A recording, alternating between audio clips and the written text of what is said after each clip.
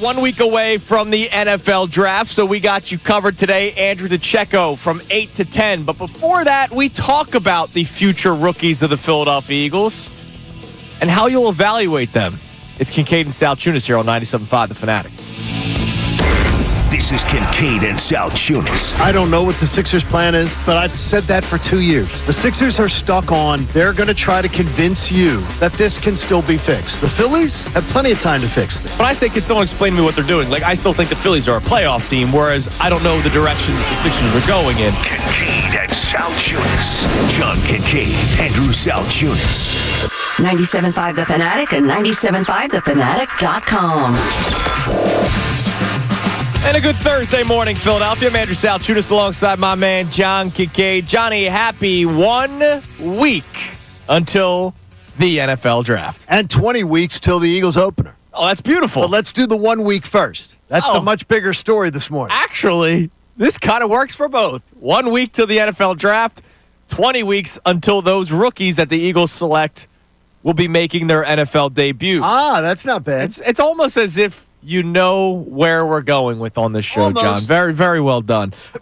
Most mornings. So a couple of weeks ago, right? I think it was 2 weeks ago. Or was it last week? The Super Bowl or bust conversation that we had where I was the only person in the United States That of sits America. when they pee.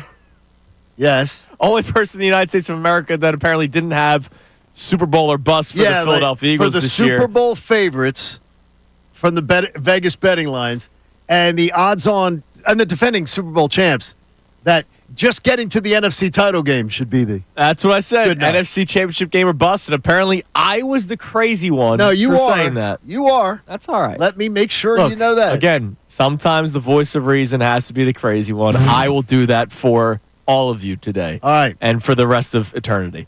All right, so obviously if the Eagles were to get back to the Super Bowl or to Super Bowl or bust, try to get back to the Super Bowl, they're going to need impact from their rookies that they are selecting in next week's NFL draft starting on Thursday with the first round, 32nd overall pick. That's good analysis on your part. Thank you very they're going much. to need some impact from some rookies. So You're on a roll this morning. I'm on fire, man. You are two minutes in. You are wild this morning. So for the Eagles to get back, look, they legitimately need to play to a certain level.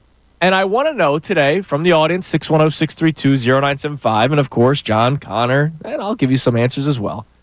How are we going to evaluate the rookies this season in a Super Bowl or bust season? Because if you think about it, there are legitimate areas where they need to draft either a starter or a day one impact player. Rotational impact player is how when going over my notes for the show, and I see what we're going to talk about, I said a impact rotational player. Yeah, so if they select Walter Nolan's been a guy that we've talked about a lot with our man Andrew DeCecco. But he must be tackle. impact. Yeah, defensive tackle out of Ole Miss. Is 6.5 sacks last year, so he's a guy that can get to the quarterback from that defensive tackle position. That is literally what you lost with Milton Williams leaving, right? That is correct. The second tackle that will have one-on-one battles because Jalen Carter's going to have two guys blocking him, trying not to let him get to the quarterback. Jordan Davis, not really a pass-rushing defensive tackle, more of a run stuffer, as we know. So you lost that guy that will have the one-on-one battles that can get to the quarterback. A guy like Walter Nolan is one of those guys that fits that mold. The question is he successful in year one as a rookie? If you look at the last couple of seasons, last year you had Quinyon Mitchell, Cooper DeJean just explode on the scene. Explode on the scene. Top 5 finalists for defensive rookies of the year. By the way, 2 more positions where they drafted for need. Yes. And that was it. And then Jalen Hunt really came into his own second half of the season. We saw him make some impact plays in the playoffs. But then if you go before that, Nolan Smith we saw very little of. The year before that, Nakobe Dean, we saw very little of. Some of it was injury related. Some of it was performance as well. The last 2 years with Nakobe right. Dean. So some rookies do need to take time before we start getting our opinion on them. Nolan Smith is a prime example, right? Like there were a lot of people labeling him as a bust after year one. He didn't wake up till he did not wake up till Thanksgiving. Yeah. Like, I mean, at Thanksgiving is when he started to really come into his own. And then sets the franchise And then it was record in the great. playoffs, most Correct. sacks in a single playoff run for an Eagles franchise history. The light bulb went off, and you know what's good, though, is that the entire time last year, Vic Fangio never lost faith in him. No, he never did. Vic Fangio knew, okay, this light bulb is going to go off. Right, absolutely. I'm going to keep throwing him out there. This is going to work. And it did. So when we have Super Bowl or bust expectations, and I'll say we for you guys, because, here I am on my Some people are on my little island.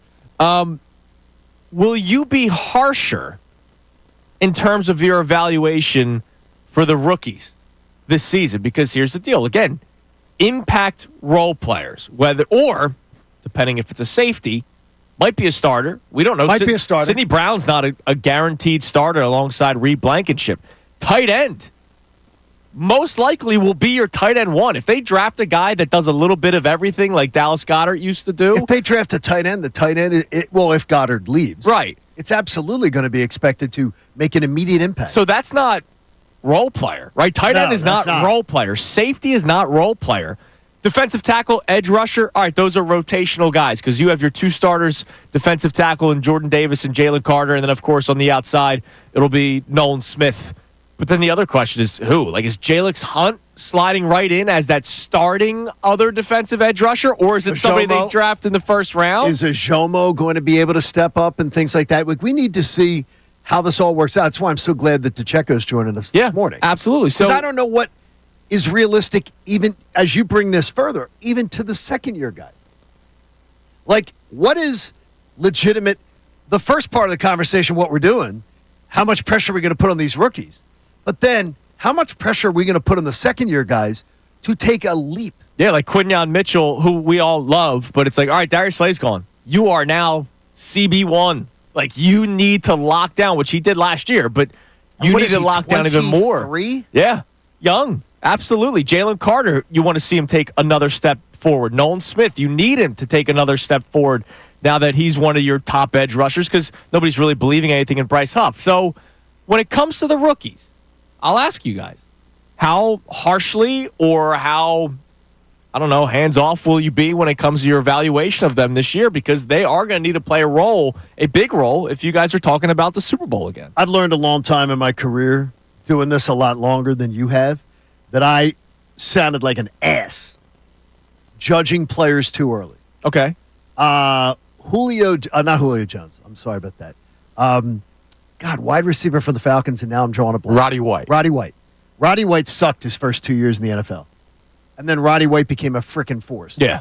He was Roddy and I thankfully became friends down the line, but he should have told me you're an a-hole for the analysis I had of him his first 2 years. So I've always learned to Joe, okay, got to have that, got to realize there's a ramp-up period, got to realize there's a grace period. So to me, I'm not expecting rookies to ever come in and be Quinyon Mitchell and Cooper Gigi. Never. It happened. I saw it, but I don't look at that. I look at that as the unicorn. I don't look at that as the norm. Yeah, and I think that's how we should go about it. But again, if they're losing games and there's reasons why, if the tight end is horrible that they draft, maybe in his rookie season. But again, we're talking Super Bowl. But when does a tight end lose you a game? A safety could lose you a game. Go ahead and ask Mark Andrews. Well, yeah, that's true. One, yeah. There were a lot of things that happened in that game. Yes, there were. Yes. But Connor, I'm curious. How will you evaluate the rookies in this year's draft for the Eagles when we are having Super Bowl or bust conversations? I will be very, very lenient with the rookies. Okay. Because for them, right now, wherever they're at, whoever it is, they do not have Super Bowl expectations on them. There are kids coming out of college that are joining this organization that are going to have to learn how to be pros, learn how to play in this system, all of these things. The Eagles' Super Bowl expectations are heaped on the shoulders of Saquon Barkley and Jalen Hurts and Jalen Carter and all the guys that you have already, and you have a talented enough team. You're going to draft for need, and guys are going to have to be impact players, so if your first-round pick stinks, you're in trouble. But I'm not going to look at it like we have to rely on a rookie to get to where we want to be, because I think the Eagles are good enough that they can get where they want to be anyway. Yeah, I'm not going to say you're putting all the bread in the basket of the rookies, but let's face it, it does matter. I mean, we have seen how a certain position could hurt you at times. You mentioned Chauncey Gardner-Johnson, right? If Xavier Leggett doesn't drop I don't know what happened in terms of the conversation or the communication in that secondary, but if Xavier Leggett doesn't drop a pass, they lose that Panthers game. They don't win the Super Bowl. And he wasn't playing that well at that point. And then things turned around, right? So we have seen one position or one player really negatively impact a team to the point where they may lose, or it's just a big moment in which they end up losing the game. So coming up next, I want to expand this conversation a little bit. Does it matter what position the rookies are? Because we obviously value positions totally different, especially in Philadelphia compared to other cities with that defensive tackle position. But there's going to be some guys that need to be starters day one. We'll get into that more coming up next. It's Kincade and Salciunas here on 97.5 The Fanatic. Tyrone Johnson, Ricky Vitalico, and Silvana Kelleher.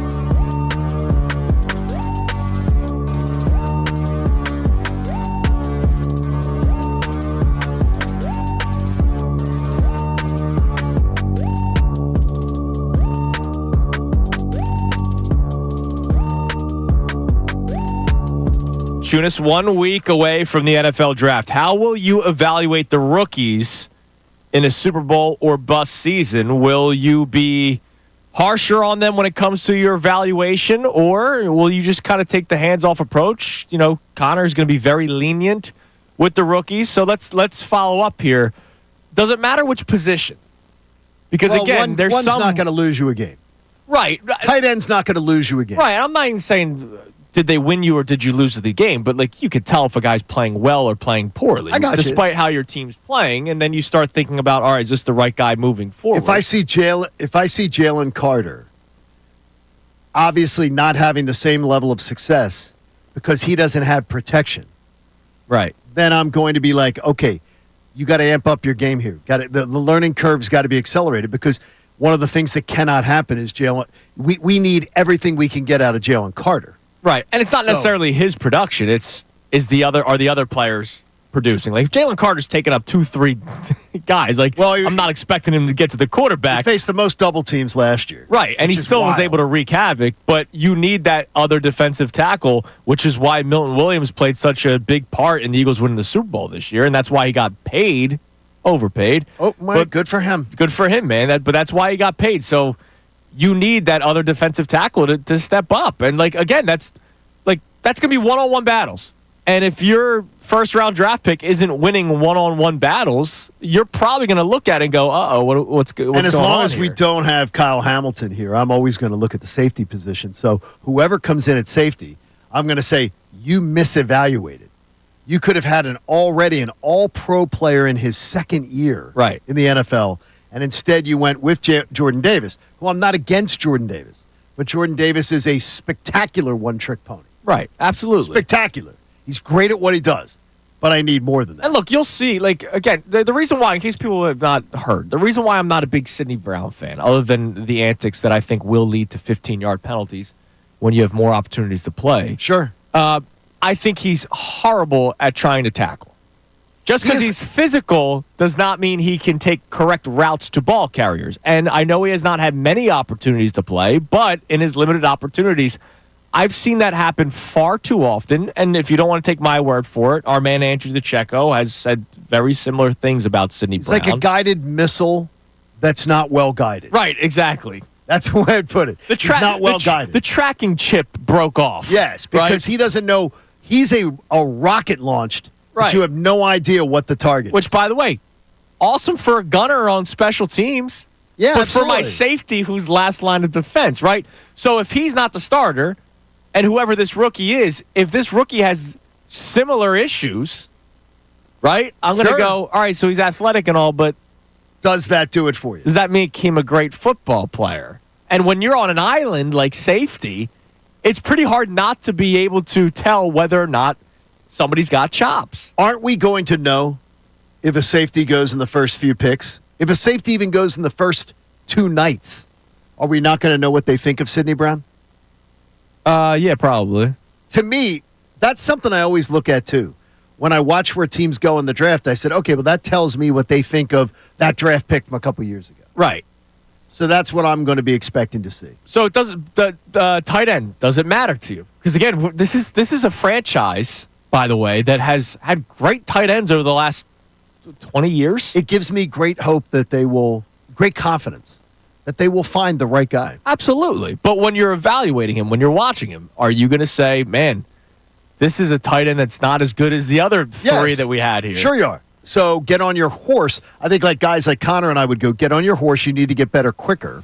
Okay. But it does matter by position. Yeah, absolutely. But it does. But not where you're going to like make a snap judgment. I've made too many stupid snap judgments early in my career, and I try not to do that. Other than that, you just make other judgments. Yeah, those judgments are good. All right, coming up next.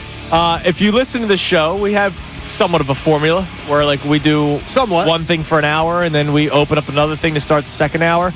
I can't wait today, John. Can't wait? We got to talk about Aaron Nola.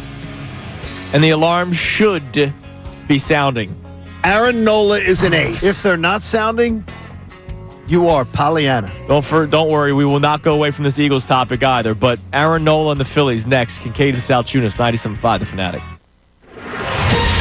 Fanatic Sports Update. Another rough night for Nola. I'm Connor Thomas, and the Phillies got smoked by the Giants again last night, 11-4. Aaron Nola gave up 4 in the top of the first inning, and the Phils, well, they trailed the rest of the way. Joe Ross wasn't much better, giving up 4 more in the 7th. Nola talked after the game about his rough start to the season. I mean, it's unacceptable. I just got to get ahead better. Too many free passes, and usually those runs have been scoring, and I'm just kind of making it harder on myself in those situations.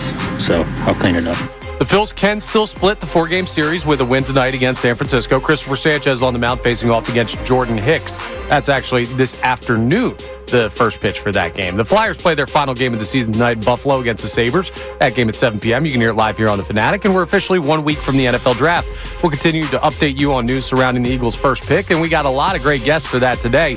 Thomas Dimitrov will join us coming up at 7:30 of Sumer Sports. Andrew DeCecco will join us from the 8 o'clock hour on. This update is brought to you by Groundworks, your expert for basement waterproofing and foundation repairs since 1997. Book your free inspection at groundworks.com. I'm Connor Thomas on your home for the best draft coverage of the Birds 2025 NFL Draft, 97.5 The Fanatic and 97.5thefanatic.com. Hall of Fame.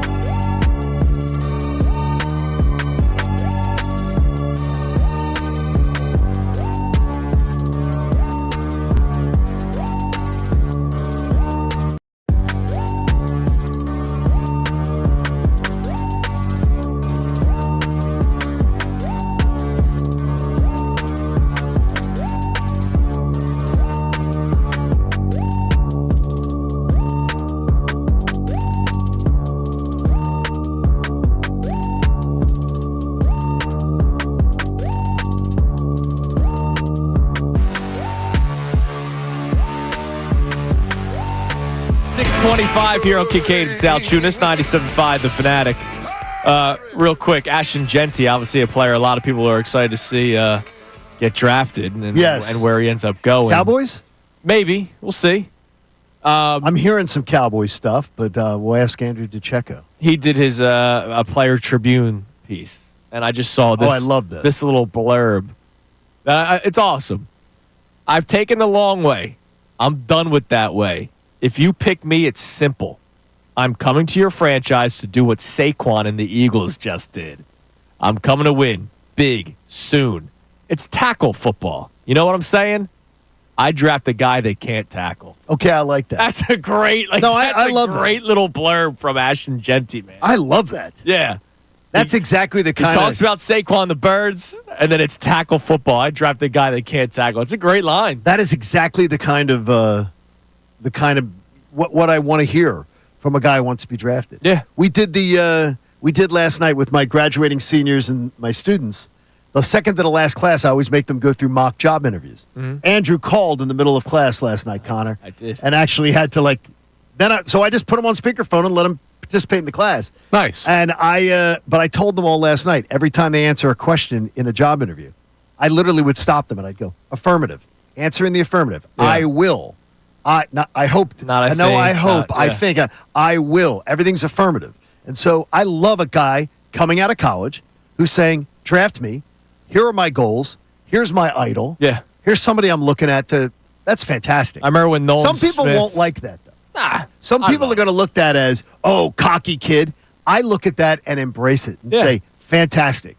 He's not saying he's better than Saquon. Right. He's saying that's what my mentality is day one. Right. I love that. He's also not whoever the hell from wherever. That is Like, the truth. yeah. That is he the almost truth. won the Heisman. He's not. Who's that slow ass running back? Cam. Scatibo Yeah, or Scatabo or whatever. Yeah, Scatabo. like if he's saying that, I'm like, all right, dude, chill out. You know what I mean? But I remember when Nolan Smith got drafted by the Eagles. I think it was after OTAs. He did a podcast, and they're like, how are you transitioning to the NFL? And he basically said, I'm paraphrasing here, that he hated OTAs because he wants to actually hit someone. Yep. And I was like, all right, we got something here. Now, obviously, rookie year wasn't all that fun, but No. they didn't play him all that much. And that's why, again, our question today, how will you evaluate the rookies this season? Because you have high expectations for this team. They're going to have to play roles. We'll get into the text messages on that coming up in a little bit. But first, Phillies played last night. Did they? They did. No, they did. I watched in misery. They fell to the San Francisco Giants 11-4. So they've given up double digits in two of the three games. Joe Ross might suck. He does suck. What do you mean he might? He does. Joe Ross might suck. It's a bag of balls. But that's not the big story. The big story is another bad outing to start this year for Aaron Nola. Yep. If you look, the Dodgers start, I'll give them a lot of credit. 3 earned in 6 innings, quality start, which again, if you're facing the Dodgers in the playoffs and you know that your starting pitcher only allowed 3 runs through 6 innings, you're going, all right, hopefully the bats did their part, but I'll take that against the Dodgers, that Dodgers team. Yeah. But Aaron Nola the rest of the way has been shaky. You're kind. Yeah. He's been bad. Well, the Cardinals start, I know he went 5 innings and only I thought allowed the 2 earned Cardinals start he runs, pitched well enough to win. but he threw 96 pitches in Correct. 5 innings. He walked 4 batters. He's nibbling. And He's yesterday, the nibbler. He always has been. Yesterday, 9 hits, 4 walks. That's 13 batters allowed on base. 6 earned runs. His ERA to start the season is 6.65. And the scary thing is, it's that velocity, man. It's down, and it's great and all that he still has some movement on pitches, but Not enough. not enough, man. They flatten out. And if he's not spotting, I've seen his curveballs hanging a lot this year. If he's not spotting his pitches, he never was a blow a batter away type of pitcher. But when he's at his best, he's hitting spots, the 2-seamers dancing. I see no dance. There's no dance. Aaron Nola's decline has begun. We've already seen signs of it in the previous seasons because he seems to have some longer stretches of ineffectiveness. Yeah. And the gopher balls is always, to me, an indication that a pitcher is going to do that, even though that hasn't been as big of a problem recently. No home runs last night. No, again, Just a big win. Just 9 hits. But I mean, he was throwing batting practice. Yeah. And more importantly, too, and you can watch a team sag. He goes out there, they fight back. Harper hits the 2-run homer. Make it 4-2. And then Harper ties the game. Tie. Sorry, yeah. And then 4-4. Nola goes out there and starts freaking nibbling again, and then meatballs. Yeah. I mean, he just with flat pitches that just nothing on him. Yeah, and so that's something to be legitimately concerned about. It should Because be. And don't give me this whole he pitches better when it's warmer out stuff like I'm sure he may pitch better when it's warmer out, but his velocity will not all of a sudden increase 3 or 4 miles per hour. It was cold last night. Yeah. Like when I walked back to my car in North Philly, it was cold. No, I get it, but I couldn't believe it was April. he's not all of a sudden going to become the Cy Young candidate, which, by the way, was like 8 years ago now. Oh, people still hang on to that. He finished third in the Cy Young balloting. A long time ago. It's like, yeah, A long time ago. keep banging that drum. And that is something to be legitimately concerned about. Now, look, the good thing is for the Phillies, you have Zach Wheeler, who's a stud. You have Christopher Sanchez and Jesus Luzardo, who are fantastic. You're going to eventually get Ranger Suarez back. You know that Andrew Painter is going to come up at some point. What Suarez are we getting? Do you Well, guys? that's a Are good, you guys that's a good sitting- question. Like, what I do you think we're expect? getting really good Ranger Suarez because I hope so. when he gets going, he's good. The problem is the sustainability. But when Ranger Suarez has been healthy, he has been unbelievable. But here's the thing. Ranger Suarez, especially coming off the injury, you're probably not going to be asking him to go 7. You're going to, hey, give me 5 good innings. And then you go to your bullpen that has not really been great this year. Oh, it hasn't, has it? And so, that's another problem. Like, guys like Aaron Nola, if he's at 95 pitches through 5 innings, I get it. Your bats have to do the job, too, which they didn't do the other night against the Cardinals. But if you go 90 pitches in 5 innings, that means you need 4 innings out of your bullpen. A bullpen that's not been good. And so it's a little alarming to see what Nola's been doing so far this season. And then, of course, Brandon Marsh pinch hit for Johan Rojas yesterday after going 1 for 2 with the double, Johnny. Yeah, it's great that he has. So you pinch hit for a guy who actually goes up there and gets a hit, gets a double, and then steals a base and creates mayhem on the base paths to bring in Brandon Marsh to bat, who can't frickin' hit with a boat paddle. Yeah, but you know what? Maybe they brought him in for defensive purposes. Oh, please. No, they don't. No. Are we getting amnesia? No, I'm joking. I'm going to say, because Kevin Cooney pulled this crap last night. I'm joking. I understand. But that throw from Rojas was terrible. What the hell What are was you he doing, thinking? dude? I don't know what he's So bad. thinking. I don't know what. So bad. I don't know what he's thinking unless he just got totally. Did he get totally botched into thinking that the guy was coming home? The guy wasn't even coming home. That ball was nowhere close. It was even terrible. even if he did Well, get wait, botched, wait. at least he's I throwing have at the seen- home plate. I have seen Bryce Harper sail throws. I have seen outfielders sail throws many times. It just looked so ugly because the throw didn't have to be made. That goes to the cutoff man every time. That was a dumb, boneheaded, not good decision. And then, but after watching the nonsense defensively we've seen from Brandon Marsh this year, do not dare tell me you I'm took joking. Rojas out of the game for that. No, because there was a right-handed pitcher on the mound, so they pinch hit him with the left-handed bat. Brandon Marsh, who's now batting .095. Isn't that great? By the way, he then slips in center field. Yeah, what in the world is going on? Honestly, dude, I'm getting to the point where I'm going to say play 8 guys out there. Do the old school. We didn't have enough kids, so one's playing left center, one's playing right center. Five-man infield. Because Brandon Marsh is now slipping in the outfield. He's abysmal. He is awful. So I don't want to hear from one Kevin Cooney last night, our own Kevin Cooney.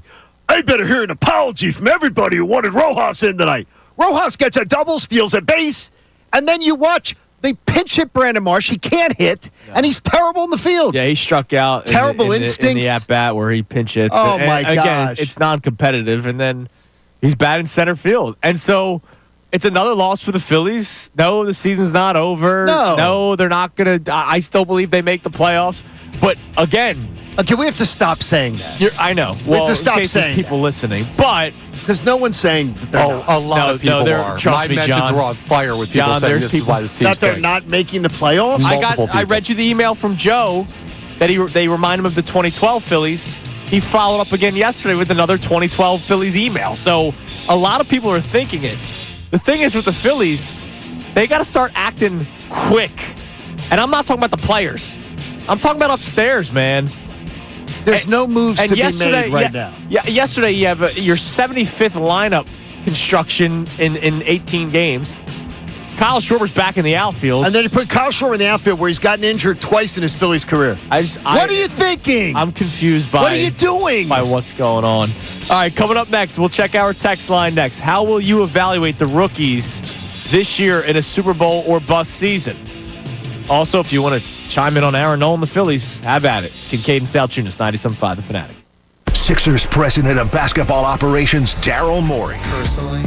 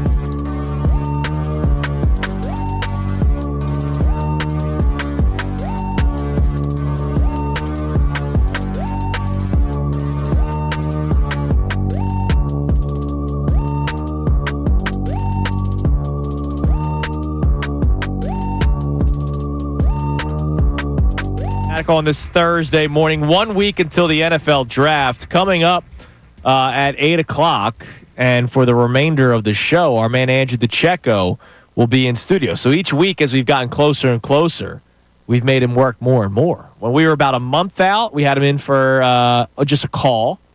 Then 3 weeks out, it was an hour. Last week he did 2 because you had to leave early. Is it? And today will be 2 hours. I think we just burn him out on Thursday. I heard him last night, too. Yeah, the NFL draft last night was man. great. Can't Really wait. Can't wait to have Andrew in on in studio with us. And at 7:30, but if you want to text him about earlier, that'd be great. Yeah. Thomas Dimitrov, who was awesome talking to on Radio Row, which was amazing, just the way he thought about the Philadelphia Eagles. You're the one that told everybody about the cornerback. Is a value position in where the Eagles pick. Which is it's amazing. in a range of picks. Right. But I never want to say I'm going to be completely floored by the Eagles doing something at the draft, but that still would floor me. I would be shocked. Legitimately. Like I would be shocked if they drafted a corner. I'm not going to say I hate it, but I would be shocked. Like they've done it in franchise history multiple times where they've loaded up in a couple drafts in a row or even one draft on the secondary. And that secondary looks pretty sweet. It does look pretty sweet right now.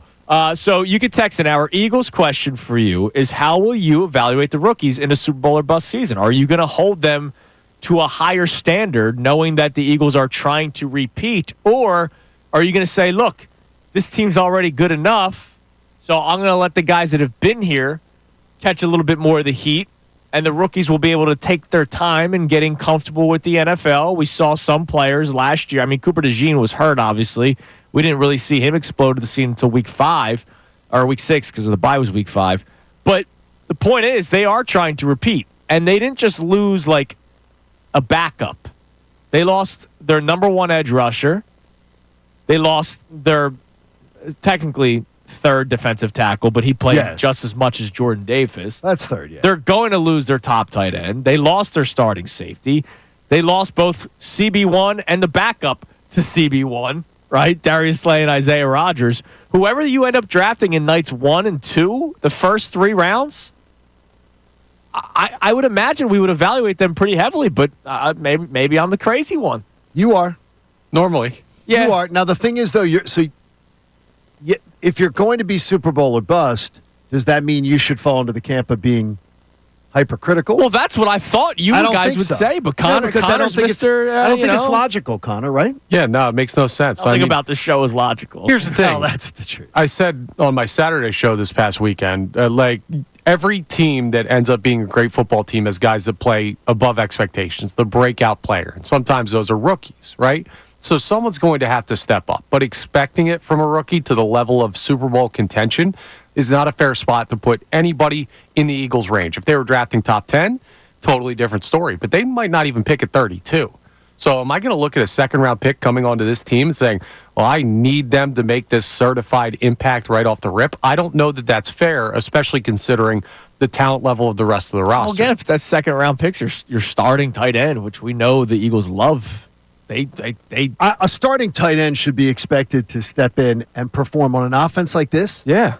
Should be expected to come in and contribute some significant numbers. And you've seen young tight ends. We saw Kincade do it in Buffalo. Yeah. Saw him walk in off the street and do it. Yeah. There are many other tight ends that come in and make an immediate impact. I'm just like, if you draft the tight end, let's say they drafted 32, they trade Dallas Goedert, they bring in a guy who's going to start for them.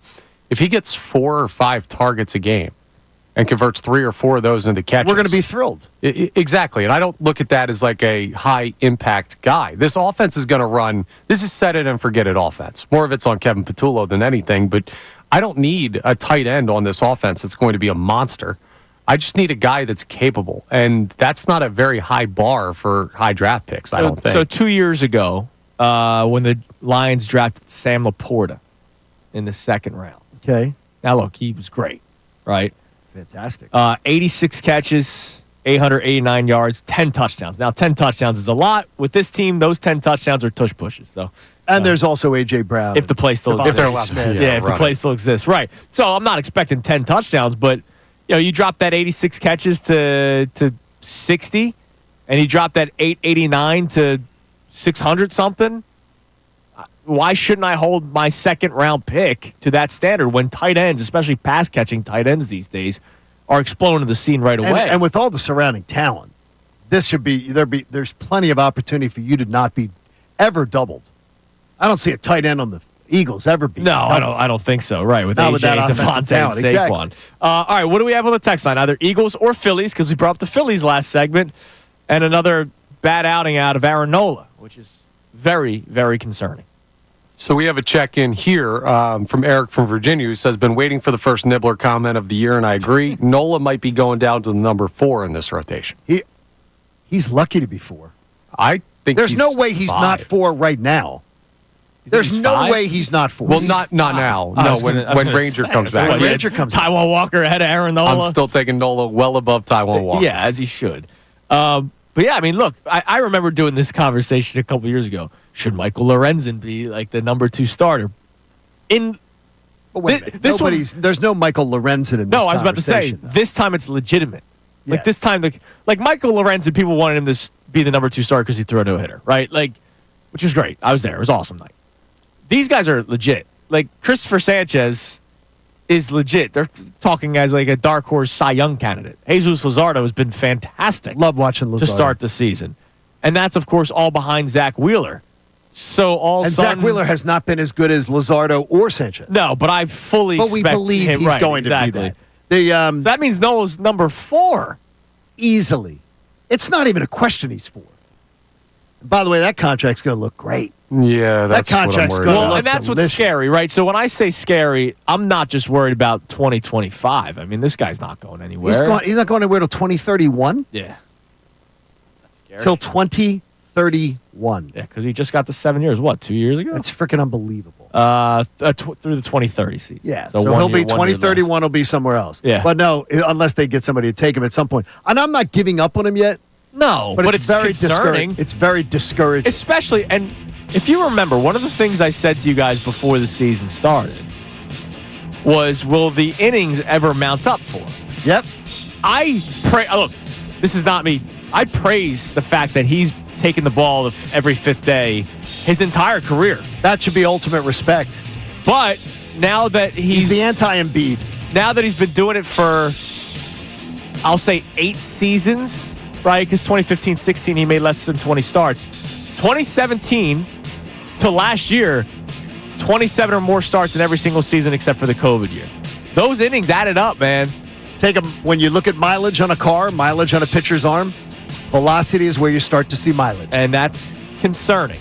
All right, coming up next, we'll reset today's topic. We'll check our text messages some more. How will you evaluate the Eagles rookies in a Super Bowl or bust season when you're trying to repeat? It's Kincade and Salciunas here on 97.5 The Fanatic. Fanatic Sports Update. A struggling start for Nola. I'm Connor Thomas, and the Phillies got smoked by the Giants again last night, 11-4. It's their second time giving up double-digit runs in the first 3 games of this series. Aaron Nola gave up 4 right off the rip in the top of the first inning, and the Phils trailed pretty much the rest of the way. Joe Ross wasn't much better, giving up 4 more in the 7th. Nola talked after the game about his bad start to the season. I mean, it's unacceptable. I just got to get ahead better. Too many free passes, and usually those runs have been scoring, and I'm just kind of making it harder on myself in those situations. So I'll clean it up.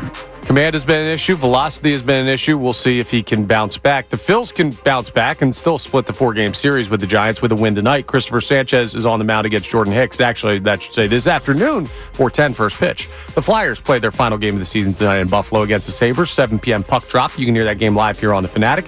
We're officially 1 week from the NFL Draft. We'll continue to update you on news surrounding the Eagles' first-round pick, and we have some great guests to do so today.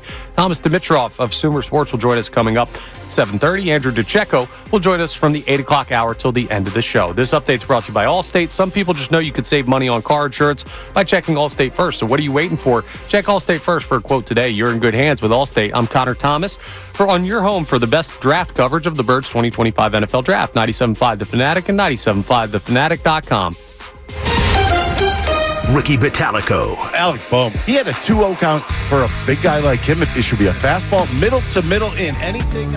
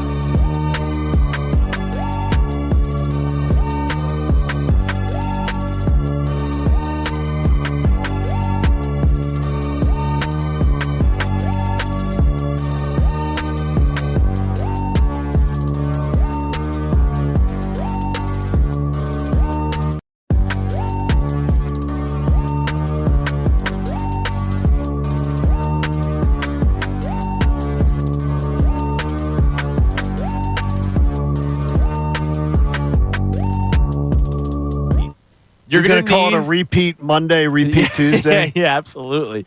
You're going to need impacts from your rookies if you are going to try to repeat. Now, it does not have to be to the level of Quinyon Mitchell and Cooper DeJean, right? Like, those guys were spectacular. And now you have legitimate thoughts of, like, not franchise changing because the team was already in a good place, but they change a whole direction for you. Now you have a lockdown corner and a lockdown slot corner at their young ages. Correct. That's the big deal. Like, the Eagles had to pay for Darius Slay, right? Like, they went out and signed him, and it was a great move at the time. But these guys you drafted, and you have on cheap deals for, 5 years for Quinyon Mitchell, 4 years for Cooper DeJean. Obviously, they'll work out something, I'm sure, in a couple of years as long as they keep on playing at this level. So I'm not expecting the Eagles' first-round pick at 32 to be as dynamic as Quinyon Mitchell. I think that would be unfair to set that bar. But if we're talking about getting back to a Super Bowl, or wussies like me, at least an NFC Championship game. You are a wussy boy. These guys are going to need to make an impact, and that's why I'm stunned that some, like Connor, like you, but to a different extent, are going to be a little easier on these rookies. Well, I think you should be. I'm not holding a rookie to the same standard that I'm holding Cooper DeJean, that I'm holding Quinyon Mitchell, that I'm holding a veteran to. You can't do that. No, but if a guy's struggling, That's I'm fine. I'm not saying you write him off and you call him a bust. Like not like that. Not like the Nolan Smith conversations, right? It's just, hey, I need this person to be a day one impact. My first round pick might need to be a day one impact. My second round pick, you might give him a little bit more time to ease into it. But if the second round pick is a tight end, he's starting on Sunday or Thursday, week 1. But we're all very comfortable and have been on the record being comfortable with them trading out of the first round. Like I'm very comfortable Yeah, with it. I'm comfortable with it. They might not have a first round pick. If there was really a need for an impact rookie, would we be sitting here saying it's okay that they move back? I have no problem. No. I have zero. Like, if the only thing that's going to piss me off, Connor, is if I stay up all night. Well, yeah. And that trade is made while they're on the clock. That's why I took the next day off. Yeah, that's a good. See, that's you're smart. Pro move, genius. No, That you're going to be is swinging the club. Yeah, I got a golf tournament. I got to win. Yeah, a win. that you got to win. Yeah, Wait, there you we don't go. play to lose? No, I got no, you. you don't. You're listening to I just don't go in expecting to win. 97.5 The Fanatic, WPEN, WPN, HD1, Burlington, Philadelphia, Beasley Media Group Station, broadcasting live from the Comcast Business Studio, powering possibilities. Again, Andrew DeCecco will join us for the final 2 hours of the show. Thomas Dimitrov is going to be joining us coming up in about 30 minutes to talk about his draft analysis and draft process with his incredible website, Sumer Sports.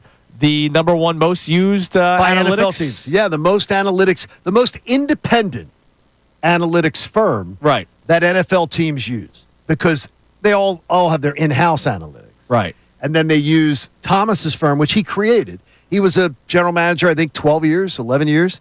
And then he went from being a scout for the Patriots and working under Bill Belichick to being a GM in Atlanta. And then he decided, there's a void here. Yeah. I'm going to create this. And he created it, and it worked out well. I'm curious. Obviously, everybody has their draft board. Every GM, every coach, they have their draft board. Do you think they have an idea about now? If you're 32. Yeah, you have an idea about who is going to be picking up the phone to call you. That's what, right. And Thomas For will tell- the trade, right. That, Okay. because that's what I'm thinking about. Okay. Then either you or I will make sure we ask that question. Thomas has a great answer to that question. Okay, great. He'll tell you all about that because you know, and it's most likely quarterback or edge rusher. And that's why New Orleans has popped up a few Right. times in these mock drafts as a team. I'm one of those if there's smoke, there's fires guy, right? So Right. if I see numerous, draft people, insiders talking about, it wouldn't make it would make sense that the Saints would call the Eagles for pick 32 to draft that back end of the first round quarterback to get that 5th-year option. If they're saying that, that makes me think there is a legitimate possibility of that happening. So to your point, they may already know what teams will be calling. So I'm curious to find out when Thomas joins us around 7:30. Also, Phillies on the table after another loss yesterday. Again, another disappointing game. Like they showed fight. As you mentioned, Johnny, they bounced back. They're down 4-0 after the first because Nola Nola himself. buries them. And they come back 4-4. And they're like, okay, good. And then what does the nibbler do? He comes out and he just does the same crap. Yep. And that is such a letdown to a team. Oh, it absolutely is. Yeah, they still got the DNA of a winning team, right? The way you see them fight back when they have these bad starts, like their starting pitching doesn't get it done, but the offense doesn't just completely go by the wayside. They just have too many guys that are holes right now. Yeah. Bullpen, Nola and Walker in the rotation, and then the lineup, you're going to hit some guy that's hitting in the low 100s or below it multiple times every night. So it's a tough spot at the start of the season. And the lineup yesterday, or I should say the defensive lineup yesterday, it just felt like, why? Like when I saw the lineup come first out off, yesterday, why is he in left field? Kyle Schwarber was in left field last night. Why is Kyle Schwarber in left field? He's gotten injured twice in his Phillies career when they've thrown him out there to left field. And JT Realmuto. And there's no need for it. JT Realmuto was the DH yesterday. He has been swinging a good bat, so they probably said we want to keep his bat in the lineup, but we need to give him a day off because you're playing the 4:00 game today. But even so, man, like now you're messing with fire. To your point, Schwarber getting hurt in left field a couple of times. So yesterday, Turner was leadoff. Harper batted second. Shortstop, first base. Kyle Schwarber's your 3-hole hitter in left field. Castellanos, JT Realmuto, 5-hole DH. Bohm was 6th. Sosa's 7th. So you take Stott out of the lineup because you're going up against a left-handed pitcher. So you take out the guy who's also been batting pretty well. Marchand is your catcher, and then Rojas is in center field, and you let him go 1 for 2, and then you pull him for Brandon Marsh. It just seemed like yesterday was almost like you're trying to do too much day. Yeah, you remember I brought it up when we talked about the lefty-lefty lineup and who's going to be in. And in the middle of 16 games in 16 days, before I say this, because a lot of people are going to roll their eyes, this is not me saying it's the right thing. This is me explaining why they potentially did it. You're going to see, when you're in these long stretches of games, weird off days for guys, weird guys getting into the lineup to try and get rest, whether you believe they need it or not. That's oh, my God. I know. It's April 17th. Remember. For God's sakes. I Realmuto, clarified. I understand. I'm not saying it's right, but I'm saying that's part of the thing you got to understand about where they're at right now. But I don't think Bryson Stott was on the bench yesterday because of rest. No, that was lefty-lefty. Well, And exactly. I agreed with that. I agreed with him being on the bench. But But then Schwarber in when I left see field, Schwarber in left field, it's stupid. yeah, the other it's thing. that's just dumb. Like, honestly, Realmuto probably should just have had a day off. give Realmuto a day off. Because you don't want to mess with Schwarber being in left field. And so yesterday felt like why are you trying to do too much day? But that wasn't the storyline. The storyline ended up being Aaron Nola once again looking like he's aged and aged fast. Yep. And hopefully he pitches better, but that velocity is not going to all of a sudden come back. That doesn't just come back. And he wasn't a blow it away guy to begin with. You want the positive spin on the contract? Because my first worry last night was how in the world is this going to look in 2, 3, 4 years? Yeah. If Nola ends up being the 5, for an extended period of time, even if he loses velocity or whatever, that's a pretty darn solid spot to be with the overall rotation. It's a lot. But the thing is, though, you want a cheap option at 5. You don't want one of the highest priced options on your pitchers. You're going to have cheap options at probably 2 and 3 with Painter and Sanchez. That's not bad. You've already got Wheeler locked down, who looks like he's going to be your one basically and you have Sanchez forever. locked down. Yeah, exactly. Yeah. And then you just need to figure out the 4, which could be Luzardo. It could be, but you're going to have to up him. Now here's But you got the two one cheap thing. guys. If you want another positive spin, and I don't like to give them with Nola. If there's anybody that I think can learn how to pitch when losing the velocity, it's Aaron Nola. I think about when the Phillies signed Jake Arrieta, right? Okay. Jake Arrieta, his stuff danced. If you remember him pitching, his sinker was ridiculous. The problem was he was still pitching as if he was, in his mid-20s. He thought he could just blow people away. And he never learned how to hit corners. He never learned how to hit his spots. And he would just throw everything over the middle of the plate. And he also allowed guys to make contact. If you remember, he hated the shift. He and Gabe Kapler, argued over the shift a couple of times, according to sources. He was so upset with the shift to the point where they stopped doing it in games that he started because he allowed contact. Problem was when he started throwing 89, 90 miles an hour. Well, our sunshine and lollipops this morning on that. We've seen it. We've seen it before. I want to see it. Then make the adjustment now. Well, it's kind of hard right now. No, make the adjustment now to being a different pitcher. He's been in the major leagues. He's thrown a ton of innings. he should be able to make adjustments to what kind of approach he's going to take and everything. And he will over the course of the season. Like, these silver linings are, this team is not dead, this team is not bad. It's not that they're good right now because they are not playing good baseball right now. These are like future, hey, this is not a nuclear bomb to the organization, but no one can look at this team and be like, hey, they're going good right now. Right. No, it is not They going got well. issues. And look, it takes a lot for me to try to find silver linings for Aaron Nola. He's your boy. No, he's not. I don't have a drop that says Aaron Nola is, and I won't even You have say a picture of his I name on your did that forehead. for the American Association for Cancer Research, and I would do it again. I would lie to the people again. Need a Brandon Marsh terrible donation. Yeah, oh my God. I don't think there's enough money out there, Connor. All right, coming up next, get back to our beloved Eagles a little bit. I just know that people were losing their minds yesterday outside of Philadelphia. A very cool honor for a Philadelphia athlete that makes people like Chase Daniels sick. You can probably figure out who I'm talking about now. It's Kincade and Salciunas, 1 week from the NFL draft here on 97.5 The Fanatic. The NFL draft is right around the corner. What will the Eagles do? Will they trade?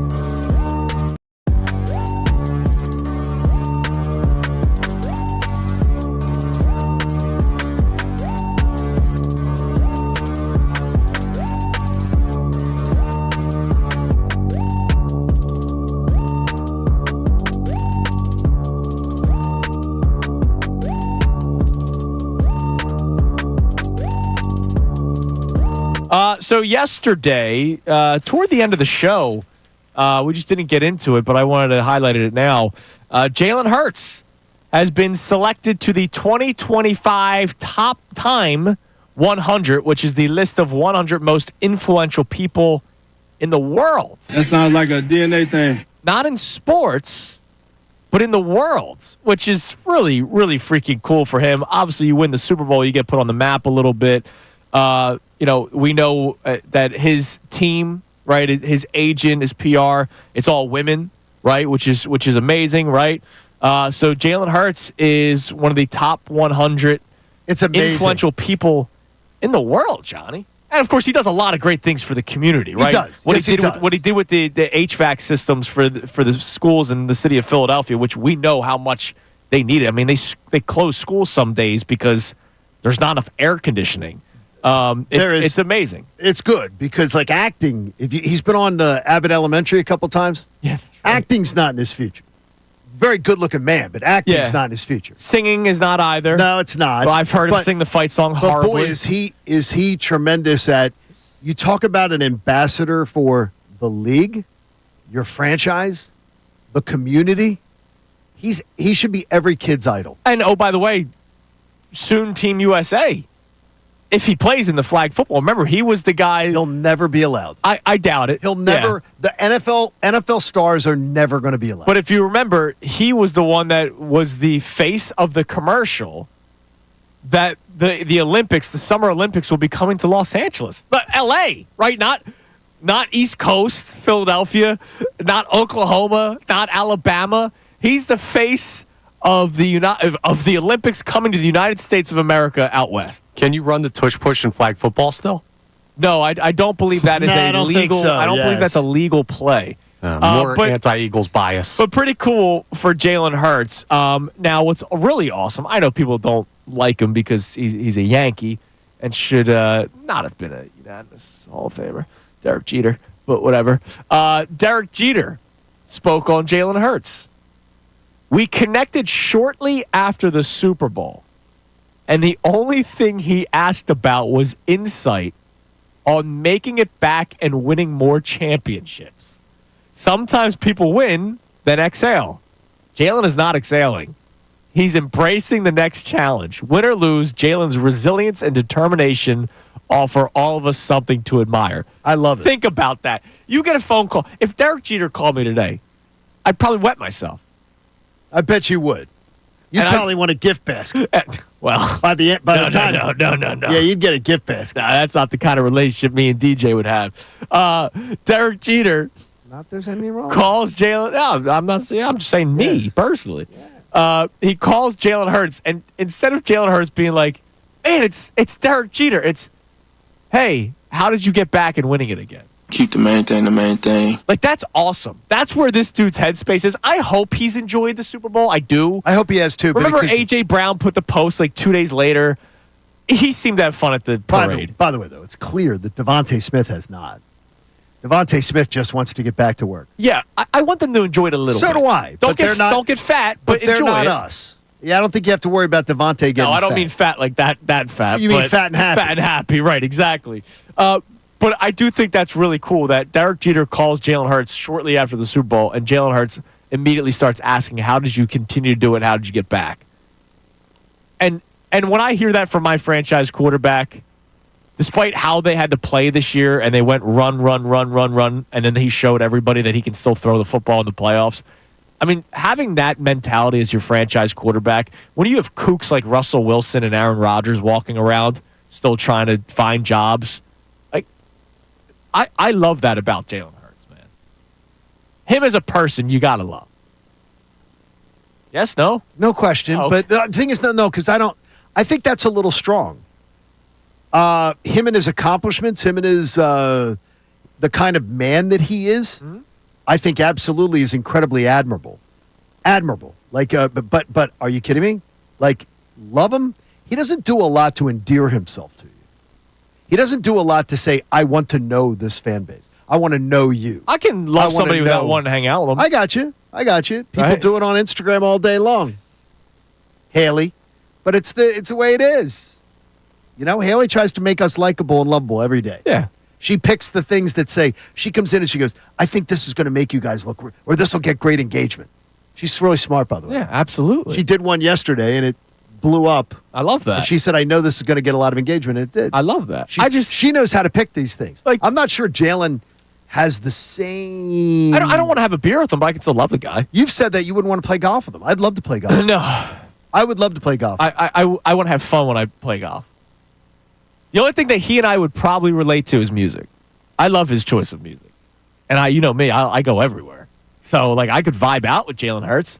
But, like, I'm not saying, man, I'm in the need for you mean on Easter? I'm in the need for a good time today. Let me call my buddy Jalen. Like, no, it's like, I need to relax. Let me call my buddy Jalen. You know? Yeah, like I'd rather have a beer with probably like Bryson Stott or Kyle Schwarber than Bryce Harper. But yeah. I love Bryce Harper because of the way he carries himself around baseball, and the same thing with Jalen Hurts. Like, I think he's a very likable, rootable figure when he's on your team. Yeah, absolutely. I mean, what has Jalen Hurts done? Other than the Nick Sirianni fiasco, where you go, man, I question him as a person. Look, if you're talking about likability, I think that's different than admiration and what you respect. Likability, I don't think he's high on the likability scale. Oh, I think he is. I think he's really high on the likability. I think he's high on the you're freaking awesome. We're literally talking about how you would love your kid to, look up to him. No, I would like my kid to learn lessons in resiliency from him. Yeah. Those kind of things. I admire all those things. Likability is usually a little more. Nolan Smith's incredibly likable. Like charming. I got you. You know what I mean? I just hope Jalen's having fun. Quinyon Mitchell is not charming. He was charming at the parade. Yes, he was doing something. He was something. After a few cocktails. All right, coming up next, Thomas Dimitrov, former GM in the NFL. He's awake. He will join us. Oh, I can't wait. That comes your way next. Kincade Salciunas, 97.5, The Fanatic. Fanatic Sports Update. Phil's blown out. I'm Connor Thomas, and the Phillies, well, yeah, they had a rough night against the Giants last night. An 11-4 loss. Aaron Nola gave up 4 runs in the top of the first inning before the Phils even came to bat. And the Phils pretty much trailed the rest of the way. Joe Ross, well, he wasn't much better. He gave up 4 more in the 7th inning. And Aaron Nola talked after the game about what's been a rough start to the season for him. I mean, it's unacceptable. I just got to get a hit better. Too many free passes, and usually those runs have been scoring. And I'm just kind of making it harder on myself in those situations. So I'll clean it up. Now, the Phils can still split the 4-game series with the San Francisco Giants if they win today. First pitch is at 4:05 p.m. at Citizens Bank Park with Christopher Sanchez taking the bump against Jordan Hicks. The Flyers play their final game of the season tonight in Buffalo against the Sabres. You can hear that live here on the Fanatic, 7 p.m. puck drop. And we're officially 1 week from the NFL Draft. We'll continue to update you on news surrounding the Eagles' first-round pick. Thomas Dimitrov of Sumer Sports is going to join us coming up next for some insight on the draft. Andrew DeCecco will do the same from the 8 o'clock hour on through the rest of the show. I'm Connor Thomas on your home for the best draft coverage of the Birds 2025 NFL Draft, 97.5 The Fanatic and 97.5thefanatic.com. Bill Colarulo. My biggest frustration was, you go back to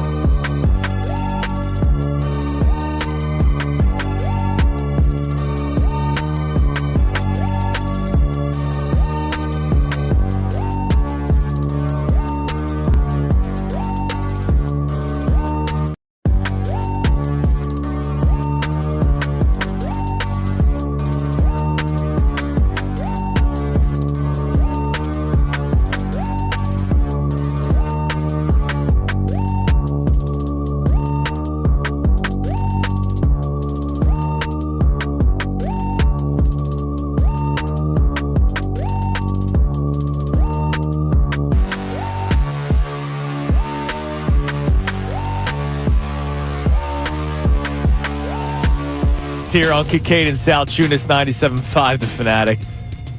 Oh, boy. Some of the conversations we have during the commercial break are beautiful, John. That is. They really are around here. They're just absolutely beautiful.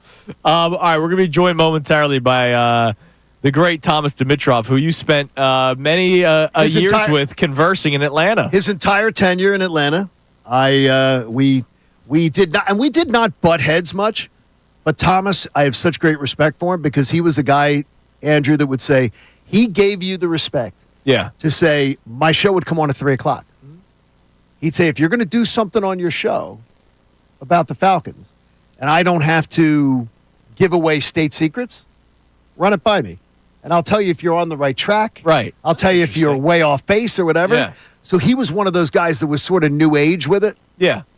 And he would also not hesitate to say, John, you're an idiot. Thank heavens you are not a general manager. Like, he's a really cool dude, and he's created Sumer Sports after his career as a GM. He should be a GM. Seeing some of these GMs in football. Oh, yeah. Thomas should be running a team again. Oh, he could run a team in, like, basketball. He wouldn't have traded Luka Doncic. No, I don't think he would have. I think Thomas is very, very smart. He's a big biker, by the way. Okay, well, that's not biker, not Harleys. All right, no, the rides bike. Yeah, I saw his physique. It was great down in New Orleans. Yes. So he'll join us momentarily. Well, that's a little much for me. He'll be glad to hear that, I'm sure. He'll join us momentarily here, as Connor's calling him. But here's what we've been talking about so far today. Other than just another bad night for Aaron Nola and the Phillies yesterday, we're asking the question: how would you evaluate the rookies in the Super Bowl or bust season this year? Because last year, you saw Quinyon Mitchell and Cooper DeJean absolutely explode on the scene. You saw Jalix Hunt make impacts later on in the season, including the playoffs. So you saw the young guys last year play very well to the point where they were key members of the Eagles getting to the playoffs, winning playoff games, and winning the Super Bowl. So this year, when a lot of you, most of you, all of you but me, apparently, have Super Bowl or bust expectations, how much are you going to evaluate? How tough will you evaluate some of these rookies if you're expecting such big things out of the Eagles again this season? We'd love to hear from you. You can text in at 610-632-0975. And does it matter which position, right? Will you evaluate the starting tight end? Because if they draft a tight end in the first or second round, this person will be the starting number one tight end on this team. What about defensive tackle? We see how good the Eagles have been at drafting D tackles over the year. And, oh, by the way, they're going to have to fill a major hole with the loss of Milton Williams. So does it matter the position? Safety. If they draft, let's say they draft Starks, right? Not that anybody thinks that he's going to fall to 32. Maybe they trade up and get him. Yeah. Which, by the way, that means they trade up. That means they really looked after him. Remember, my Georgia source told me that he thought we'd have 2 by summertime. Right. We got 1. Is Starks the target? And if he is, he'd be a really good target. I don't want to overpay for him, though. Well, and I don't want to overpay for a safety. I don't think Malachi Starks is going to end up being, what you passed on in what was that draft? In Kyle Hamilton. 2002 was that? Yeah, I don't think Jordan Davis was a rookie that year. Yeah, I don't think it's gonna be that impact. But Starks is a hell of a player, and he can quarterback the back end of a defense. All right, let's head to the Comcast Business Hotline. Every day in business is a big day. Let Comcast Business help you move forward with what's next. Johnny, can you please do the honors introducing our next guest? Yeah, this guy was a general manager who, by the way, outlived general manager tenure like triple in Atlanta. That's pretty good. And I can tell you, working for a guy like Arthur Blank, he's a very good owner, but he's very demanding. So this is an accomplishment in of itself. And then Sumer Sports is a great spot that everybody should check out. If you're into studying a little deeper into the game, check out Sumer Sports, especially at draft time. And Thomas joins us this morning. Good morning, Mr. Dimitrov. I am well. Good morning to you, John, and group. I'm excited to be about talking about you guys, that's for sure. It's always great. We told you when we talked at the Super Bowl about, I told you I was very, very confident the Eagles are winning that game. But you were so complimentary of the team that Howie had put together. But they had the youngest defense in the NFL last year, Thomas. And then they let the 3 oldest guys on defense go. I mean, is there ever a time when you'd say young is too young? I think you have to always be, thinking forward. We know that. No, I don't necessarily believe that. I have made mistakes before, however, by replacing the old a year earlier, trying to live by Bill Belichick's approach. And it stung me a couple times. You know that in Atlanta with an offensive center situation, a couple other positions. You have to be very mindful in that mode. But I believe that Howie is so acutely focused on that. What they're going to do with Jordan Davis in the future, that will dictate interior defensive line work probably in the draft. Oh, interesting. So speaking of the draft, the Eagles' 32nd overall pick, a lot of talk about could they move up, could they move out of the first round, or do they stay at 32? Do you think at this time, 1 week till the NFL draft, they may have an idea already of what they could be doing, or is this going to be we find out on Thursday?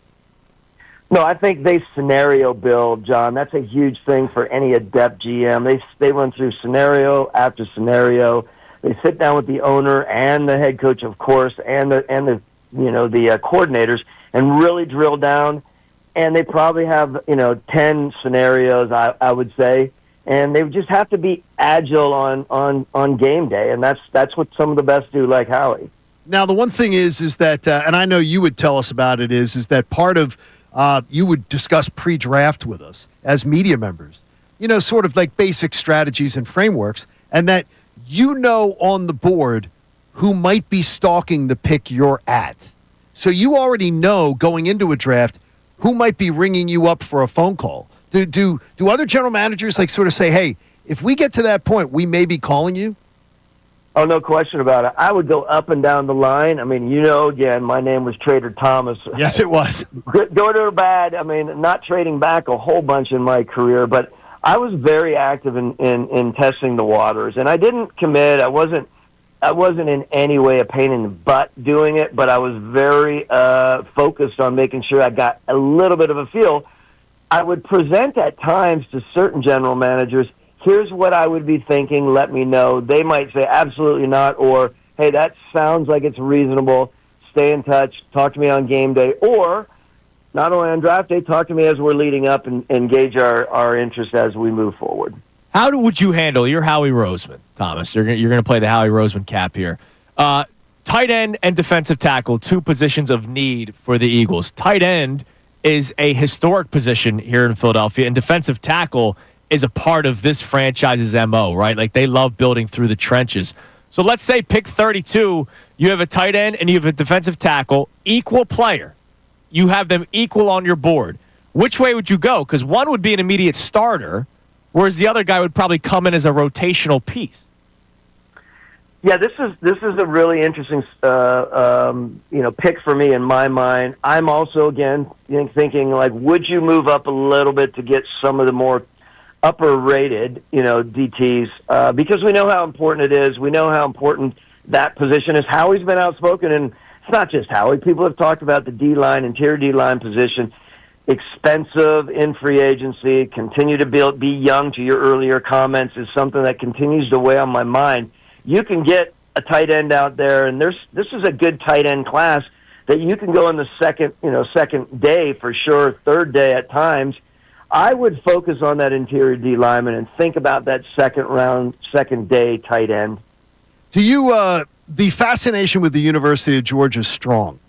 And obviously Howie's really cashed in with it, and it's worked.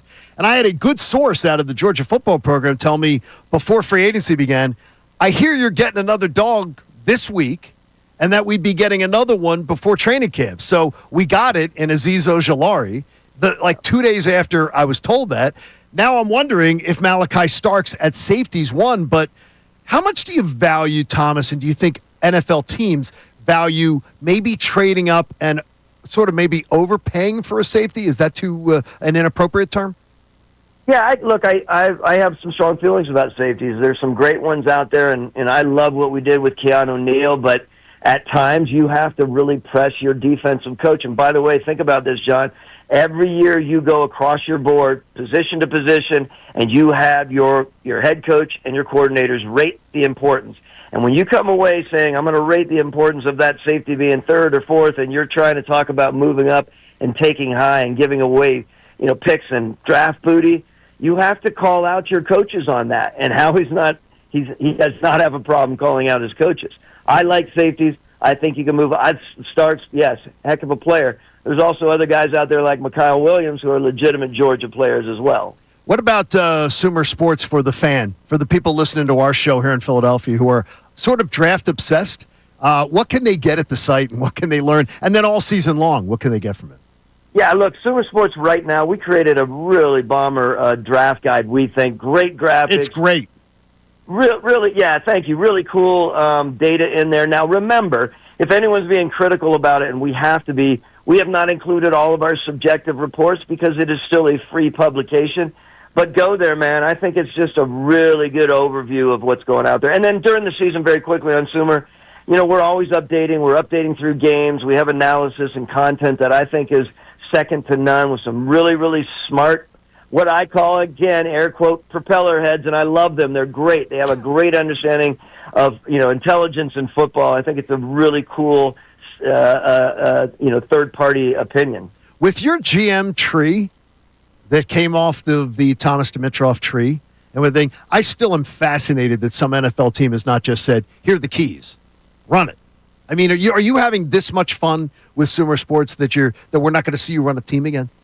Well, look, Sumer, I really value them, and I like where we're going because there's so much you can continue to learn and grow. It's an evolving game, and if you're not on that carousel, I think you're lost. Now, of course, I wake up every day, John, dreaming about building a championship team to finish something that I didn't before. It is gnawing every day. I love the idea of building a football team. And there are opportunities out there for people. They have to be the right opportunities, obviously, and they have to be looking for a legitimate, experienced guy. And again, given the keys, that's not as easy. You might have the background to do that very quickly, but there are a lot of owners that aren't looking for that in their GM. They might be looking for that more as a head coach. Thomas, always a pleasure. Good to catch up with you, and we'll look forward to talking to you maybe after the draft and seeing how it all shakes out. Anytime. Look, thank you. Anytime. Always good, John. Thank you, buddy. Thomas Dimitroff, I can't believe he's not a general manager. Like, I really can't. Even though I was sharing with you guys earlier, he's fine. He's fine where he is. Yeah. He's not hurting. He could hang him up if he wanted to. If he wants to, yes. Yeah. If he wanted to bike ride through the mountains and he could do that. He'd do fine. It doesn't sound too bad. He likes Colorado. He may enjoy Sunday, too. He may enjoy Sunday very much. And I can Easter be best and friends. everything. Yes. Oh, yeah, big Easter guy. Big Easter guy. guy. Oh, he's a big Easter guy. Yes. Coming up next, could the Eagles be active during the draft? Not just trading up and trading back for picks, but maybe moving on from players. We talk about who we could see or maybe wouldn't mind seeing move next. It's Kincade and Salciunas here on 97.5 The Fanatic. Head to the contest page at 975thefanatic.com and enter for a chance to win.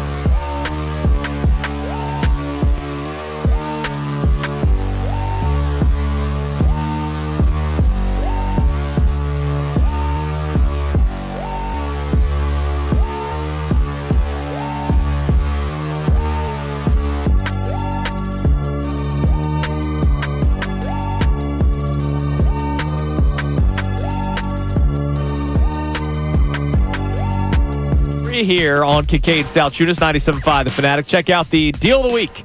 Get 50% off. 50% off 2 race tickets and 2 front stretch access passes for the Auto Trader Echo Park Automotive 400 NASCAR Cup Series race. July 20th at Dover Motor Speedway.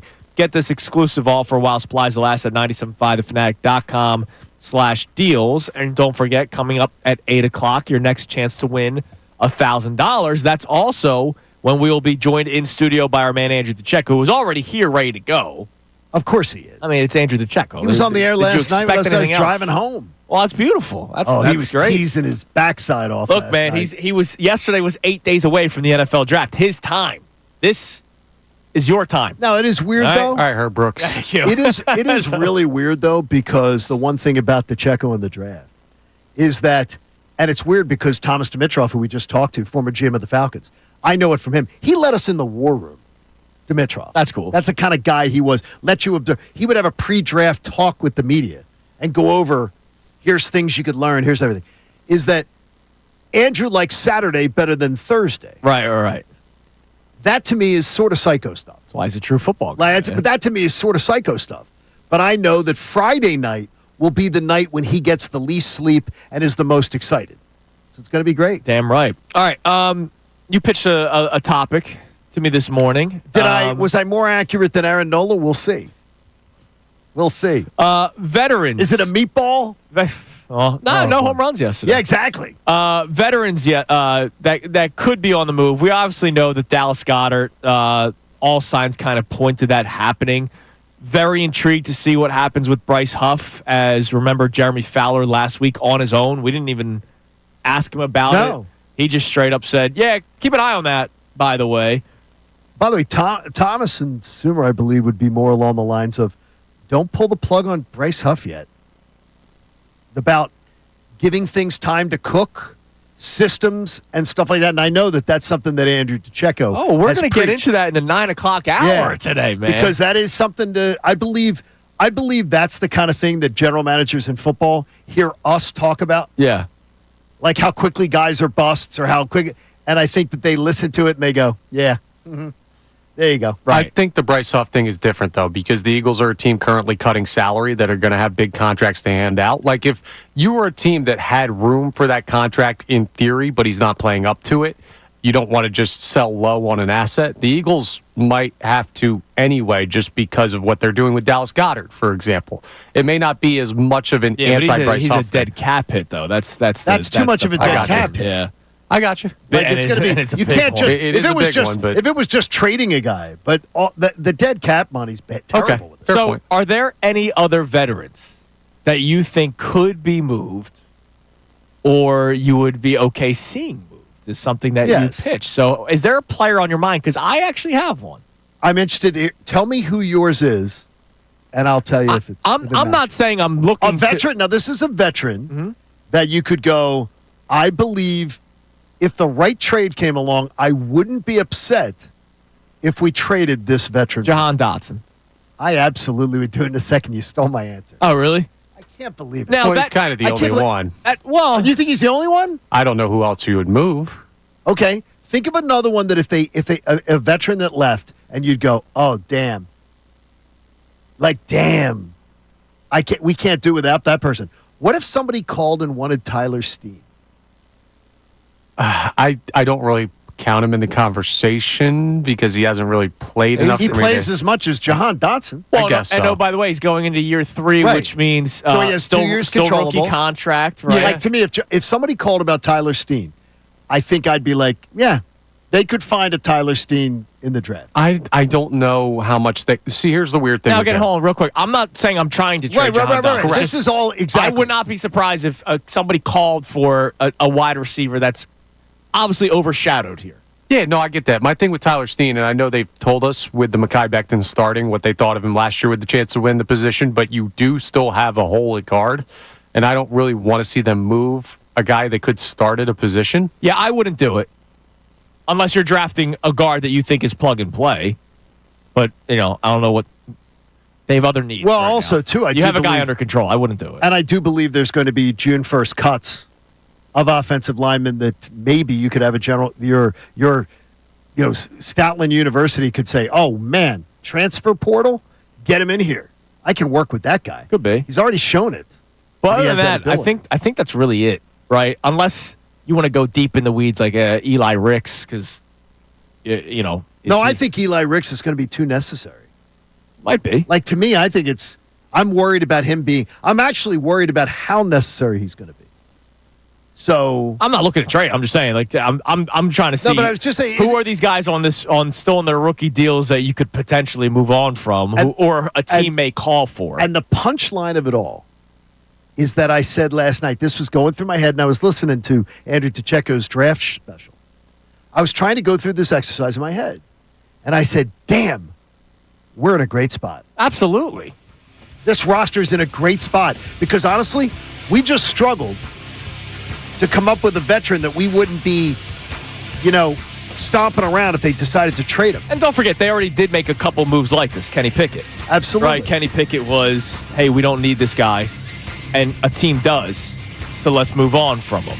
I'm glad Kenny Pickett got that last snap in the Super Bowl. That was awesome, man. That's really, awesome. Really, really cool. All right, coming up next, Andrew DeCecco here, ready to go. He'll be with us for the rest of the show. Don't forget your next chance to win $1,000 comes your way at 8 o'clock. I got a million questions for DeCecco today. And if you have any questions, text them in.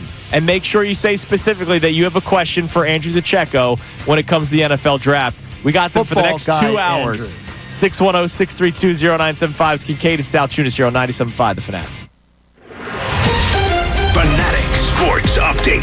The Phils give up double digits again. I'm Connor Thomas, and the Phillies lost to the Giants again last night. 11-4 the final in this one. Aaron Nola gave up 4 in the top of the first inning before the Phillies even got the bats out. Joe Ross wasn't much better later on in the game out of the pen. He gave up 4 more in the 7th. It was a rough night on the mound for the Phillies, and Nola talked after the game about his rough start to the season. I mean, it's unacceptable. I just got to get ahead better. Too many free passes, and usually those runs have been scoring, and I'm just kind of making it harder on myself in those situations. So I'll clean it up. We'll see if Nola can bounce back as the season continues. We'll see if the Phils can bounce back today in the series-ending game of 4 against the Giants. 4:05 p.m. the time for first pitch. Christopher Sanchez versus Jordan Hicks, the pitching matchup. Flyers play their last game of the season tonight in Buffalo against the Sabres. That game at 7 p.m. You can hear it live here on The Fanatic. And we're officially 1 week from the NFL draft, so we'll continue to update you on news surrounding the Eagles' first-round pick. Andrew DeCecco joins us coming up next, and we'll stay for the rest of the show. This update's brought to you by Summit Racing Equipment.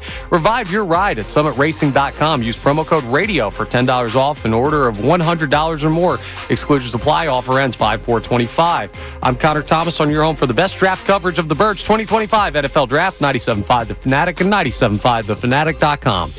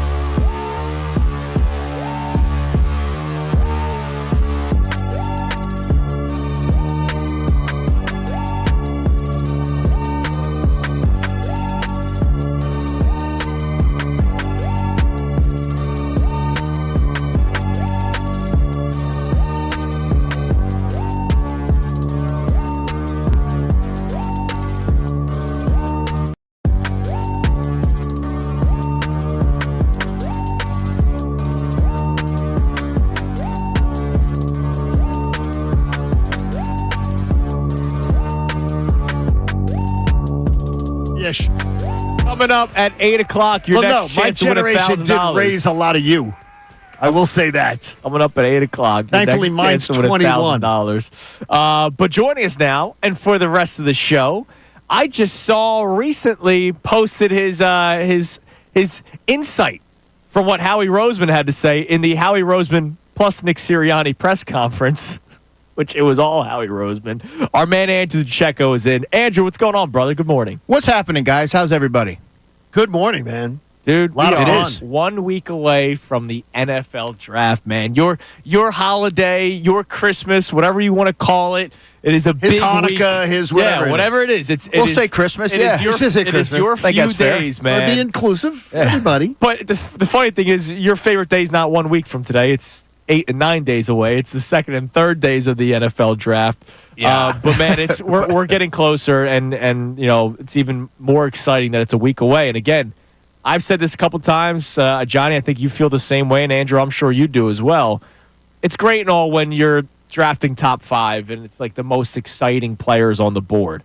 But when you're drafting 32, and you're the Eagles in this case, not just the fact they won the Super Bowl, but you don't know which direction they may go. You have all the insight and information that you have, and I believe anything that you say, but even you don't know 100% what they might do because they have so many ways they can go.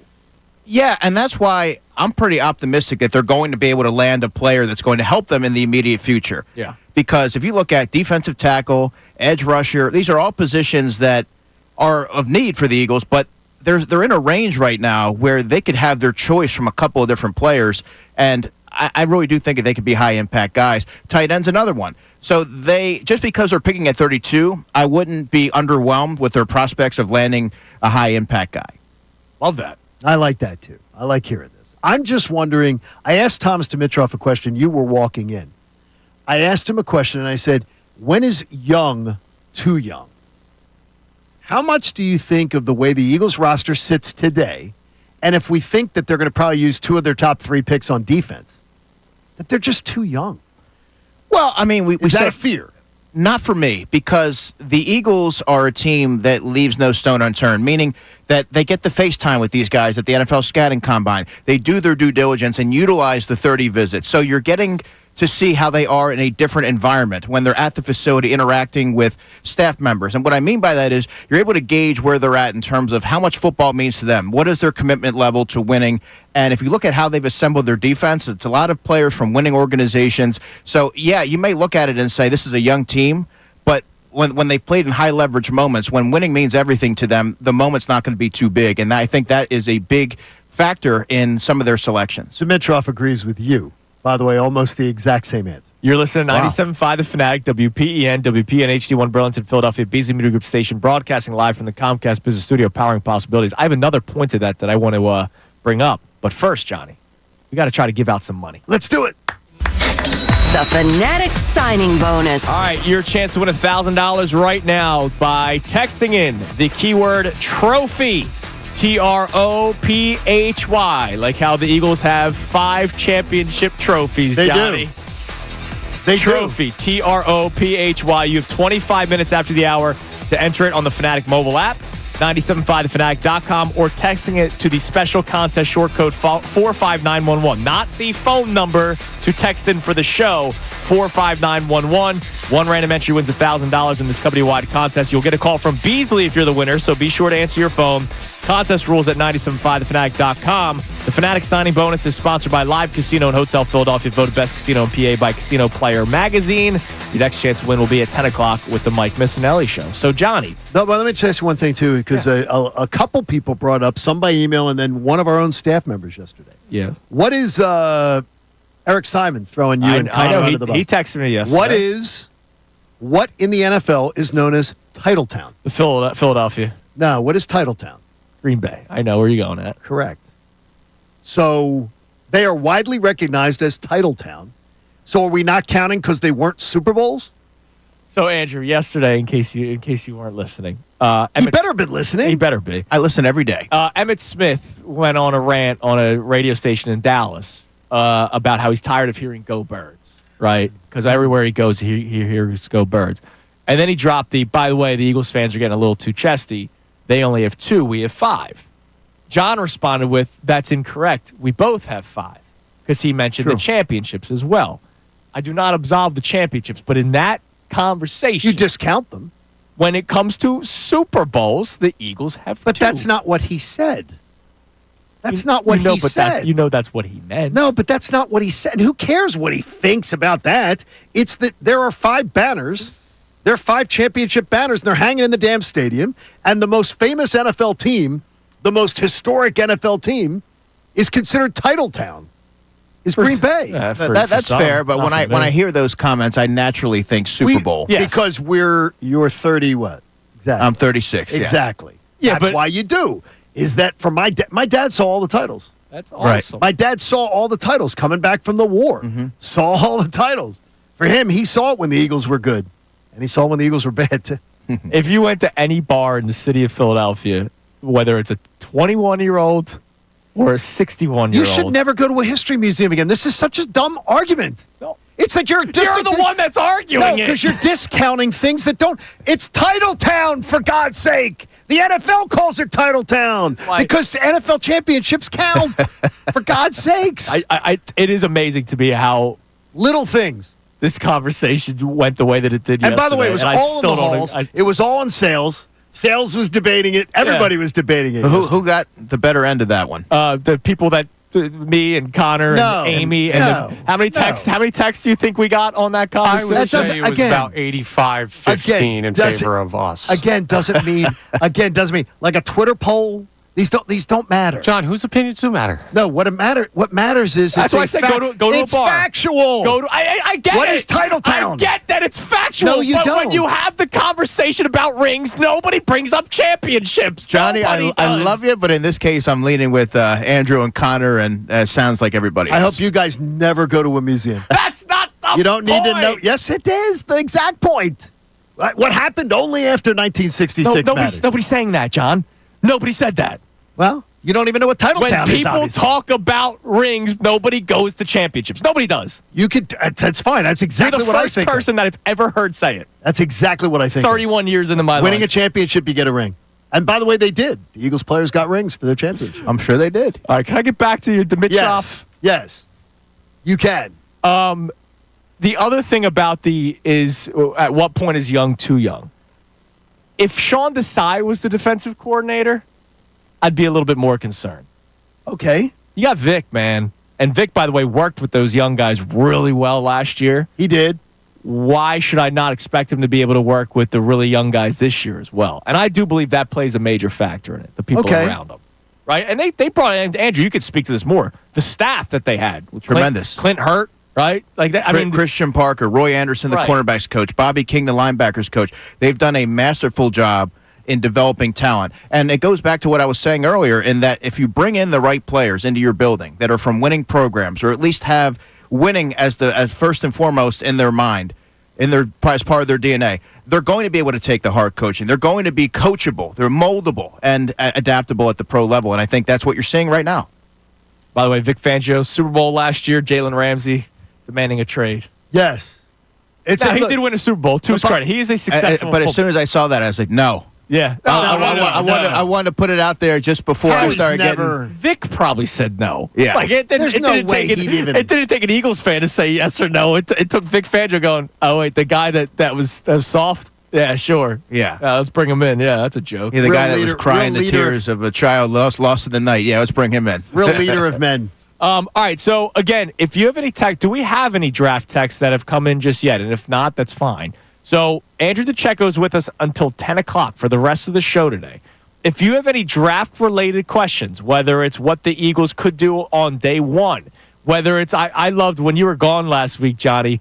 You loved when I was gone last week? Yes, it was my favorite day of the week. Okay. When you were gone, I asked Andrew for the DeCecco deep cut.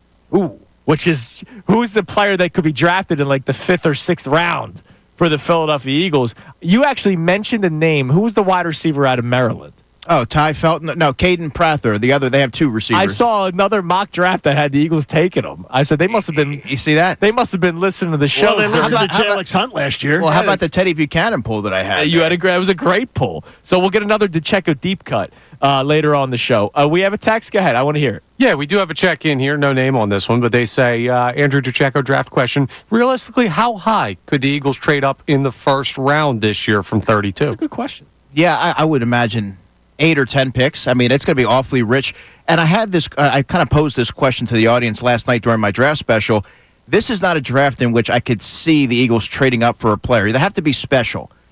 There's an offensive tackle by the name of Josh Simmons from Ohio State that would make some sense. I have him just above Josh Connerly, another offensive tackle from Oregon. We're talking mid-20s? Yeah, that's going to probably be, 23. Maybe if we're lucky, yeah. But Malachi Starks, the safety from Georgia, that's a player that's worth trading up for, but is that a position that the Eagles traditionally value? In the first round, I don't see that. Tight end as well, Colston Loveland from Michigan. They need tight ends. He's going to go probably top 20. Is that a position that the Eagles would historically trade up for? Probably not. I think they're more inclined to trade down where you can get players that are kind of in the similar range. See, this is the kind of stuff you get. Text in your draft questions for Andrew DeCecco. The He's football with us. guy, Andrew. I'm fired up, guys. He's with us for the rest of the show today. I love it. You can text him in at 610-632-0975. Coming up next, we have today's headlines with one Connor Thomas, and then a lot of draft talk the rest of the way here on Kincade and Salciunas with Andrew DeCecco here on 97.5 The Fanatic. We want to hear from you, so text us at 610-632-0975.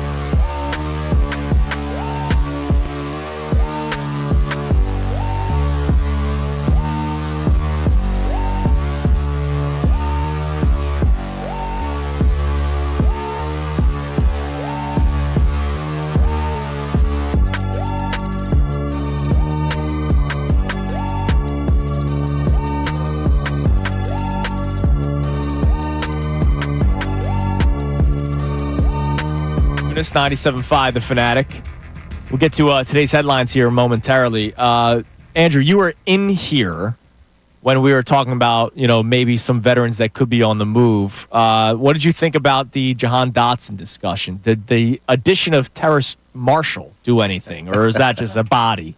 No, he didn't really do anything to move the needle. Yeah. I always like to remind everybody that every team needs 90 players to take to training camp. It is, I guess it's appealing because he's 24 years old. He does have some pedigree. 2 teams have dropped him. And he's now 24 years old and on his 4th team. Yeah. Oh, it's 3 teams have dropped him. Yes. Oh, God. The 49ers, he didn't really stick. That's Right. So, I mean, he'll give some competitive reps in training camp. Yeah, of course. But I don't know that, unless the Eagles draft a wide receiver early, unless that's in their plans, I don't know how you can part ways with Jahan Dotson. And this kind of ties into what you guys were already talking about. You can't give up on someone like a Jahan Dotson just yet. I know he missed most underwhelmed. of training camp last year. Yes. There's context that's needed there, and they're not deep enough at wide receiver to move off of that. Right. And I know you mentioned Tyler Steen as another one. I mentioned that one. Yeah, I was like, is just a name. Would it cause you? Would you lose any sleep if Tyler Steen was gone? Personally, I mean, I would. But Okay. I'm also a Tyler Steen Steen's proponent. Well, I trust your eyes. I trust your eyes. And I think that he is your right guard. Okay. And they don't have enough there. Kenyon Green, Trevor Keegan's a player that I get asked about a lot, the second-year player from Michigan. Sure. Who only played 35 snaps last year. He's probably, at least in a perfect world for the Eagles, I think that he would fill that Tyler Steen role from last year, where he can kind of be that guard that plugs in at either left or right guard. By the way, he can also play a little bit of center in a pinch, I was told. So undersized for a center or not? Trevor Keegan, yeah, I would say so. Okay. But small centers have worked. But I don't know that you can move off of Right. Tyler Steen unless Donovan Jackson from Ohio State is your guy, and they brought him in for a 30 visit for what it's worth. Yeah. And he would kind of slide in at 32. He'd have to play immediately. Well, he would be a surefire plug and play. Right, yeah. exactly. But when you have other needs, it's kind of hard for me to envision the Eagles going that route, especially when I think Tyler Steen stepped in admirably last year, mid-game a lot of times, and I don't think the drop-off from Mekhi Becton to Tyler Steen was that drastic. This is My what we Jamaica get. buddy, Fred Johnson, I still am going to miss.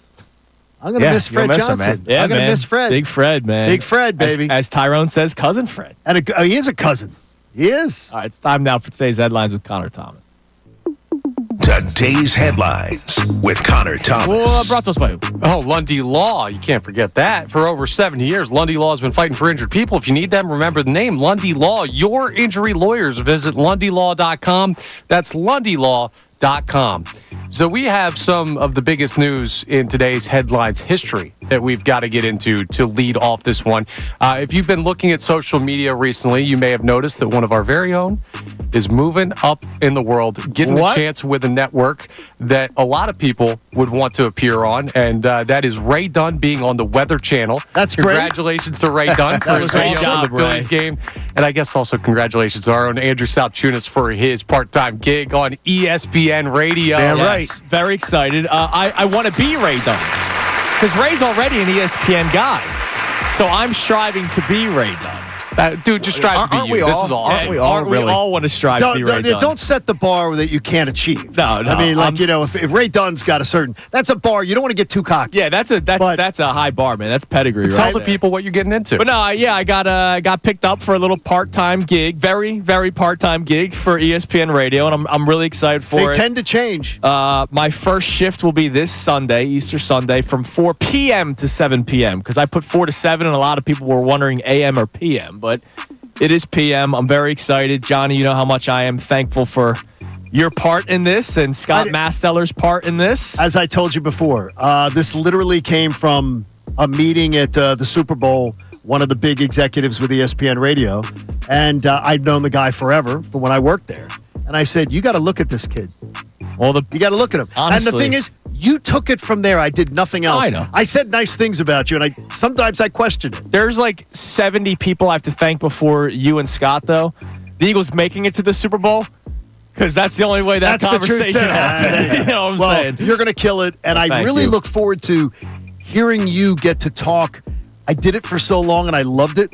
Being able to do a show that you're catering to the whole country. Yeah.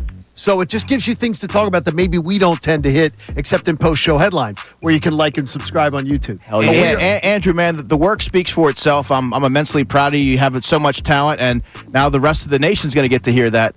If everybody pronounces your name right, that'll be great. Oh, that would be nice. I already talked to who your first partner is. Strangely enough, is one of the morning show hosts from my old station in Atlanta. I can't get away from these guys. And I dude. said, I can't get away from these guys. I said, John Michaels. I called him last night. And I said, I just heard you're on with my boys. Just being naturally modest, but I'm we're a happy. modest No, naturally wouldn't be modest. Well, we can humble him real quick because you're getting your first test, Mr. National. I have a little bit of an exercise for you guys in today's headlines. Okay. Oh, okay. The Baylor Bears men's basketball team. Oh, man, was that's my lead topic on Sunday. It should be. They were in the NCAA tournament. They were a 9 seed.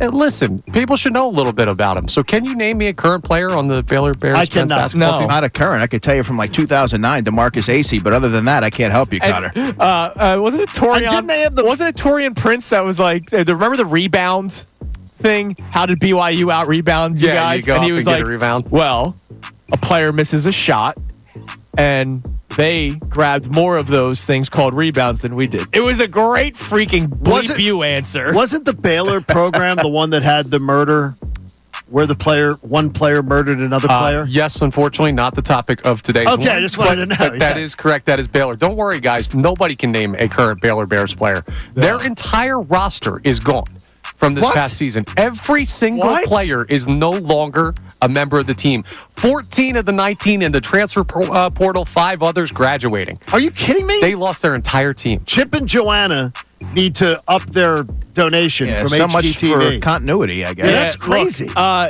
Yeah, but think of it the was Torian Prince, by the way, 2016 March Madness. But think of the transfer portal. Look at 2009. Test me on that. Consolation DeMarcus prize. Acey. Think of the transfer portal though right now. If you know you can transfer somewhere and I'm a starter in a nice conference, Yeah. it could be a great opportunity. By the way, the quarterback from Tennessee. How about Tennessee just being like, "Yeah, no, you're out of here, dude." I absolutely love it. I absolutely love that he's You're not showing up. You're not showing up to meetings. Now the thing is this. Yeah, I love that. I love it. No one loves the kids getting paid more than I do. I Yeah. love it. But if you're gonna be an ass about it, if you're going to be a jerk, and more importantly, you're going to in spring practice and everything, you're not going to be there with your team. Yeah, you're going to big time your teammates? Screw you. Yeah. Come on, man. See Yeah, you later. get lost. so no Yeah. jersey retirement Don't for let him the in doorknob hit you. Tennessee. Or any of the Baylor players. The transfer portal Yeah, is but is getting wild, boys. That's different, though, Connor. These guys didn't. The guys that are transferring at Baylor, it's the end of the season. No, I got you. You know what I mean? It's just wild to lose an entire roster It's crazy. of players. Rebuild the program from scratch. You better be a good recruiter. All right, coming up next, I want to get back to our main topic today because I'm curious. Andrew DeCecco said something that may actually go more toward what I'm saying about impact players early on. I'm curious to hear what football guy Andrew DeCecco has to say about the evaluation process of this year's rookies for a Super Bowl or bust team. It's Kincade and Salciunas, 97.5 The Fanatic. Fanatic Sports Update. A tough Phil's loss. I'm Connor Thomas, and last night wasn't a great one for your fighting Phil's folks. They got smoked by the Giants 11-4. Aaron Nola gave up 4 runs in the top of the first inning before the Phils even got to the plate. Joe Ross wasn't much better later on in the game. He gave up 4 in the 7th. Yeah, when you give up 4 runs in 2 separate innings, you're probably not going to win many baseball games. But Aaron Nola has been struggling to start the year multiple times, and he talked after the game about his bad start to the season. I mean, it's unacceptable. I just got to get ahead better. Too many free passes, and usually those runs have been scoring, and I'm just kind of making it harder on myself in those situations. So I'll clean it up. We'll see if one of the Phillies' more proven pitchers can bounce back as the season goes on. The Phils can still split the 4-game series against the Giants with a win today. First pitch is at 4:05 p.m. in the series ender. Christopher Sanchez faces Jordan Hicks in the pitching matchup. Flyers have their final game of the regular season tonight in Buffalo against the Sabres. That game at 7 p.m. live here on The Fanatic. We're officially 1 week from the NFL Draft, and that's why our guy Andrew DeCecco stays with us for the remainder of the show. We'll continue to keep you updated on news surrounding the Eagles' selections. This update's brought to you by Bradford White Water Heaters. When you need a new water heater, choose one that's built to be the best. Choose Bradford White. I'm Connor Thomas on your home for the best coverage of the Birds 2025 NFL Draft, 97.5 The Fanatic and 97.5thefanatic.com. Eagles General Manager Howie Roseman. We want to get it.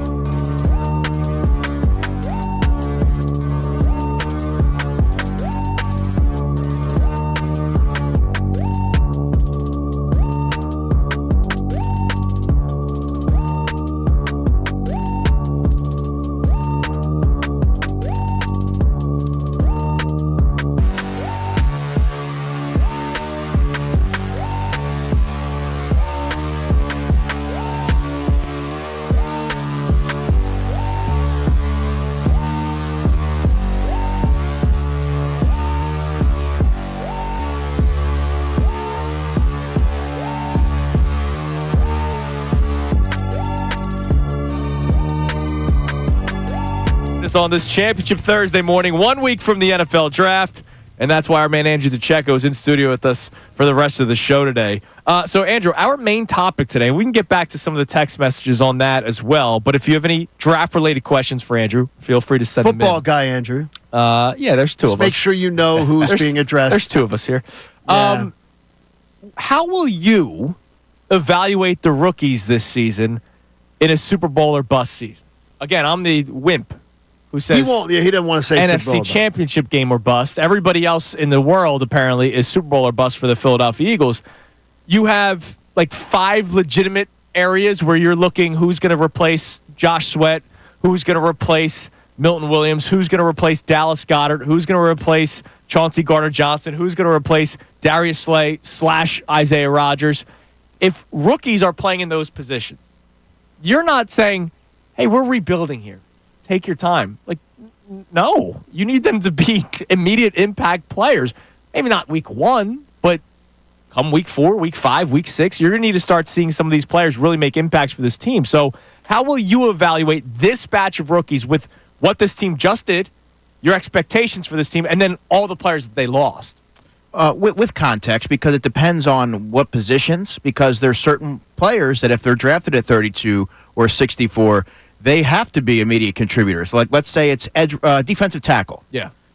They're going to have to play. Milton Williams played 48% of the snaps for the Eagles last year. I mean, Jordan Davis is who he is. He's going to play 37% to 40% of the snaps. Right. If it's a tight end, yeah, they're going to have to step in, especially if Dallas Goedert is on the outs. And it certainly sounds that way. You don't seem happy about that, by the way, because revisit that later. Well, he's sad for me because I'll be borderline devastated. Right? But I also would say this, because I would be hypocritical if I didn't say that I look at every young player and different circumstances, like maybe a Bryce Huff, with a little bit of, you have to take things into consideration. And for young players, I think in this city, and really, I mean, I think everything's looked at a little bit more magnified because we're in Philadelphia. Everybody wants the instantaneous results. Right. And that's not always the case. I know that a lot of folks are spoiled with Quinyon Mitchell and Cooper DeJean, but not every player... And that should not be the bar. Right. That should not be the bar for anybody. Not every player progresses at the same rate. And you look at Nolan Smith. After year 1, he played 16% of the snaps. There were some that didn't even believe that he could play. Why? You have to allow players time to grow, develop, and marinate, and sometimes it takes a little bit longer to learn the system. So I think that depending on the players, you have to look at that and see, are they making improvements? Jalen Hunt's a good example of that. You saw where he was from the summer all the way until the end of the season, and he's playing meaningful snaps in the Super Bowl. You can see the steady progression. So you mentioned the context. So what are some things? Like one of our follow-up questions to that back in the 6 o'clock hour was, does it matter which position? So I'm glad that you brought that up. But like if it's an edge rusher, for example, they're probably not going to be starting. So they're going to be a situational player. Are they able to maximize their opportunity? Are they generating pressure? Are they sound against the run? Are they a liability? Are they getting bullied off the line of scrimmage? Those are things you have to take into consideration. But that's where that's where the context comes in. What are they being asked to do? That defensive tackle who's gonna probably have a lot of one-on-one matchups. Yes. Thing is, though, if they're not beating their one-on-one guy, and if they're taking that defensive tackle in the first or second round, the expectation is that they're going to start. Right. On a defense like this, wouldn't a defensive tackle be a position where you feel there'd maybe be a little less learning curve? Yeah. Because of, like, I'm looking at other positions. Wide receiver, they always say, is a slower learning curve. So is tight end.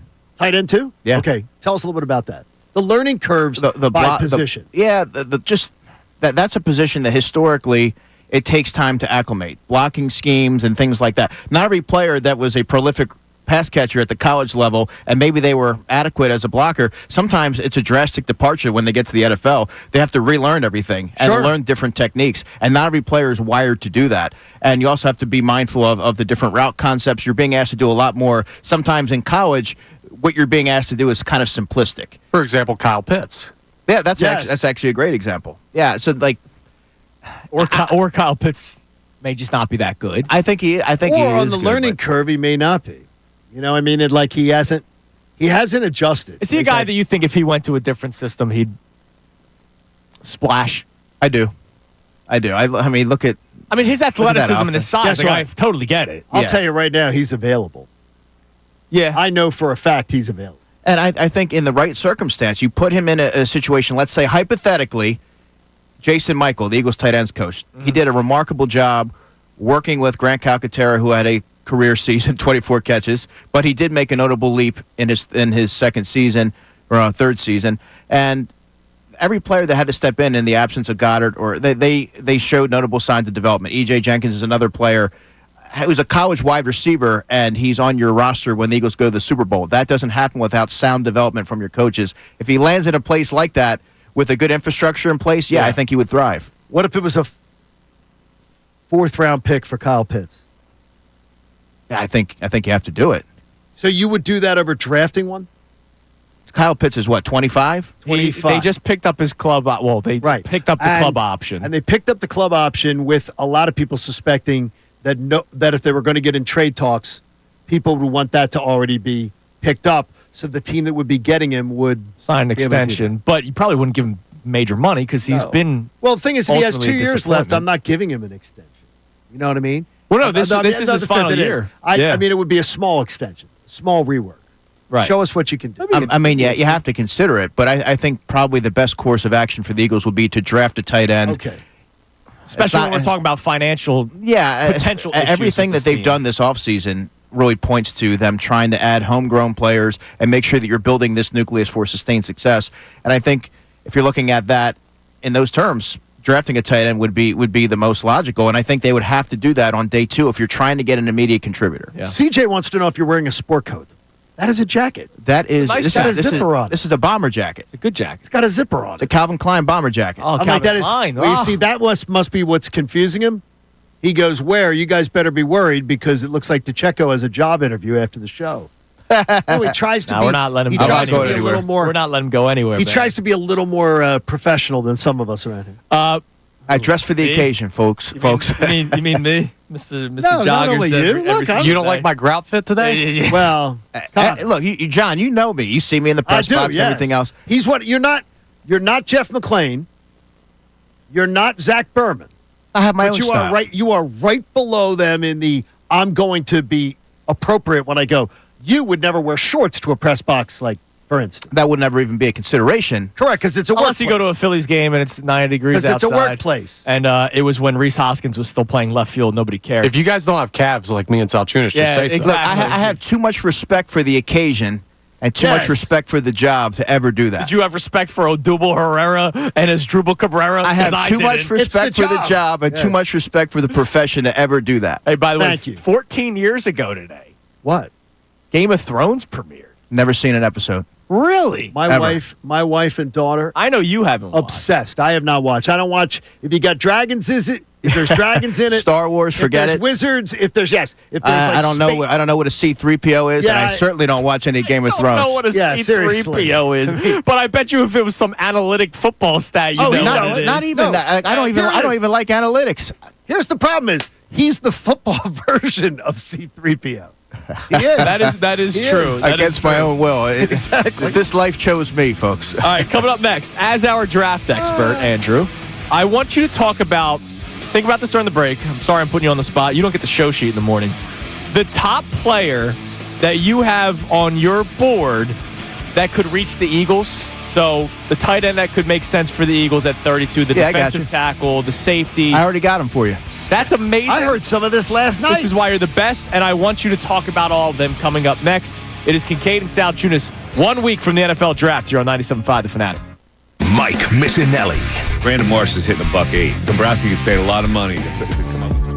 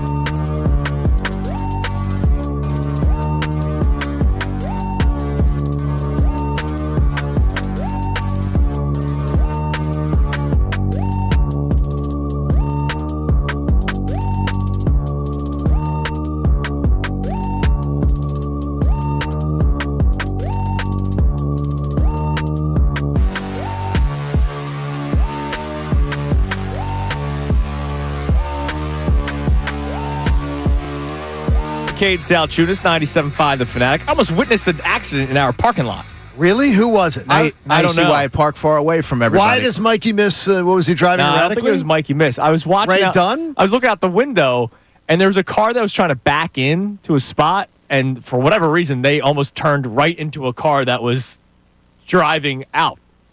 Like, I don't trust do people anybody not in this pay parking lot. attention? How about this? At 4:50 in the morning or 4:55 or whatever it is, when we pull into this lot, I back into a spot. No, me. If me I too. drive in at 10:30 or I drive in at 8:40, I'm not backing into a I'll spot. back in. No, screw See, you. I I'll don't. back in. I don't do that. Yeah, I've been known to back it. You can On wait Saturday 3 mornings, seconds. that's the only time I park close because I know there's nobody else that's going to ruin my car. Yeah, but this is like when people just pay attention. Like Someone clips a Mustang. I'm fighting someone. As Yeah, you I mean, should. the must. Hey, just make sure you don't go to Great Adventure Oh, with yeah, that, because the monkeys will I don't peel think it's your- there anymore. The monkeys will peel your roof. I think What? they got rid of the drive-through thing. They did? Yeah. Victoria, Yeah. one of our great street team members, she I didn't know lives, that. She lives near there. It's They a got rid ride of- now, but you go in like their vehicles. Yeah, Oh, they got, okay. but they got rid of the drive-through your own. Yeah, thanks to my dad, I had one of the coolest cars to drive around in when I was learning to drive because the Landau roof on his Chevy Malibu Classic, those fake like canopies, was peeled by the monkeys. You know, they ripped the TV antenna off our old conversion van Did when I they was really? going on. And Oh, my that's dad, awesome. and my Couldn't watch dad Pokemon would, anymore. My dad would never get it fixed, so it had monkey claws in the roof. That's awesome. No, it's not. I like that. That's a is, great story looked for a terrible. date. You know? Really? It That's looked an terrible. That's an icebreaker. You They gotta have a come up lot with of better dates in the car, but hey, icebreakers. that's a good icebreaker. No It one else is a is going to good have that icebreaker. one. Exactly. See, yeah, you want to hear a funny story about my car? Why don't you come? And then you bring the girl into the car, and then you go for a ride. Bang. I don't mean that. wow. Move on with the show. The girl go for a ride. Bang. Okay, Bang. gotcha. Don't use that on the national show. Yeah, no, I'll keep that one Just here. keep that local. That one's local. all Yeah, right? that one's going to get you in for TMZ. my friends. Exactly. Okay, so the following positions I have: defensive tackle, edge rusher, tight end, safety. Okay. Do you believe those are the most likely position? And I guess offensive tackle. All right. Give me a player. We'll start with defensive tackle that you believe will be in range for the Eagles. That's number one on your board. No notes here, by the way, for the YouTube audience. No notes. Walter Nolan from Ole Miss, 6'4", 300 pounds. I think that would be an ideal pairing opposite Jalen Carter.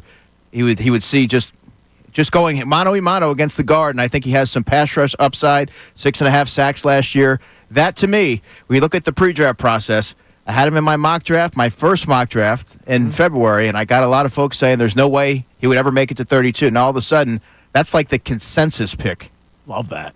By the way, the key thing that you said, pass rush ability. We saw one mock draft yesterday where they had, forget who it was, but it was basically another Jordan Davis. I'm like, no, we can't do that. You can't have Kenneth Grant from Michigan. And Kenneth Grant is another Jordan Davis. like He is. He has. That doesn't mean he's a bad player. He's I know, athletic. exactly. He can play three technique and he can also play nose tackle. But he is a nose tackle. He's 330 pounds. Right. He's like kind of like that Vince Wilfork type of build. Yeah. And he has the athleticism like Jordan Davis did. Some team will probably overdraft him. Yeah. And if he ever did slip and was the pick for the Eagles, that would tell you that Jordan Davis isn't getting his fifth-year option. Exactly. Yep. All right, edge rusher.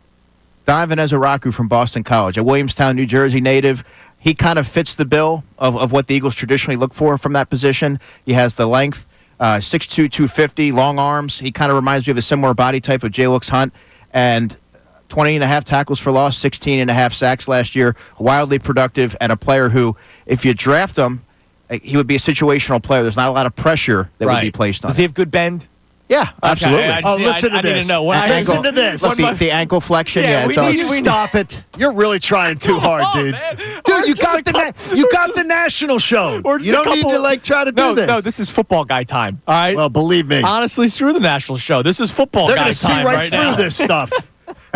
All right, gosh. tight end. I would say Mason Taylor. Okay. Mason Taylor from LSU.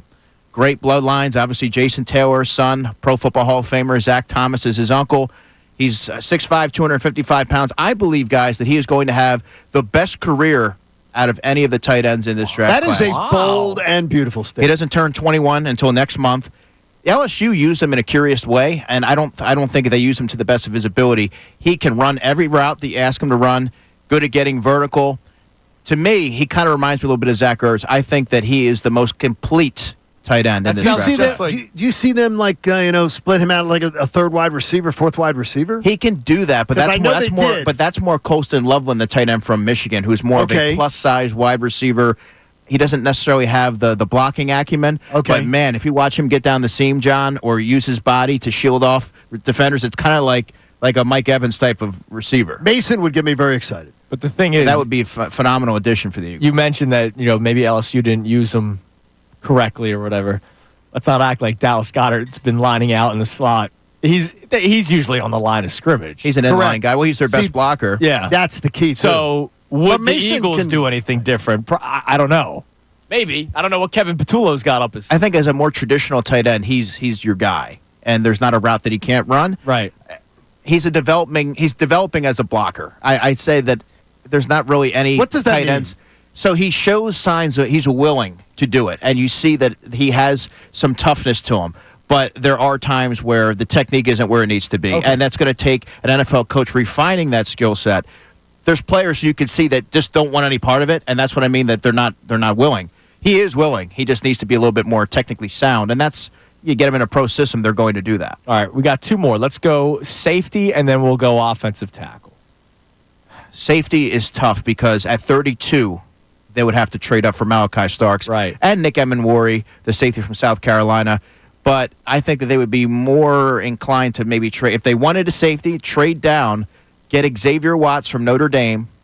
I have him as a high second-round pick personally, but I've seen him go anywhere from mid to late second round because he doesn't have those explosive qualities. He ran about a 4.6 and had like a 35-inch vertical, so you don't see those explosive characteristics. Does it mean a lot in the grand scheme of things? No, but some teams become enamored with those testing numbers.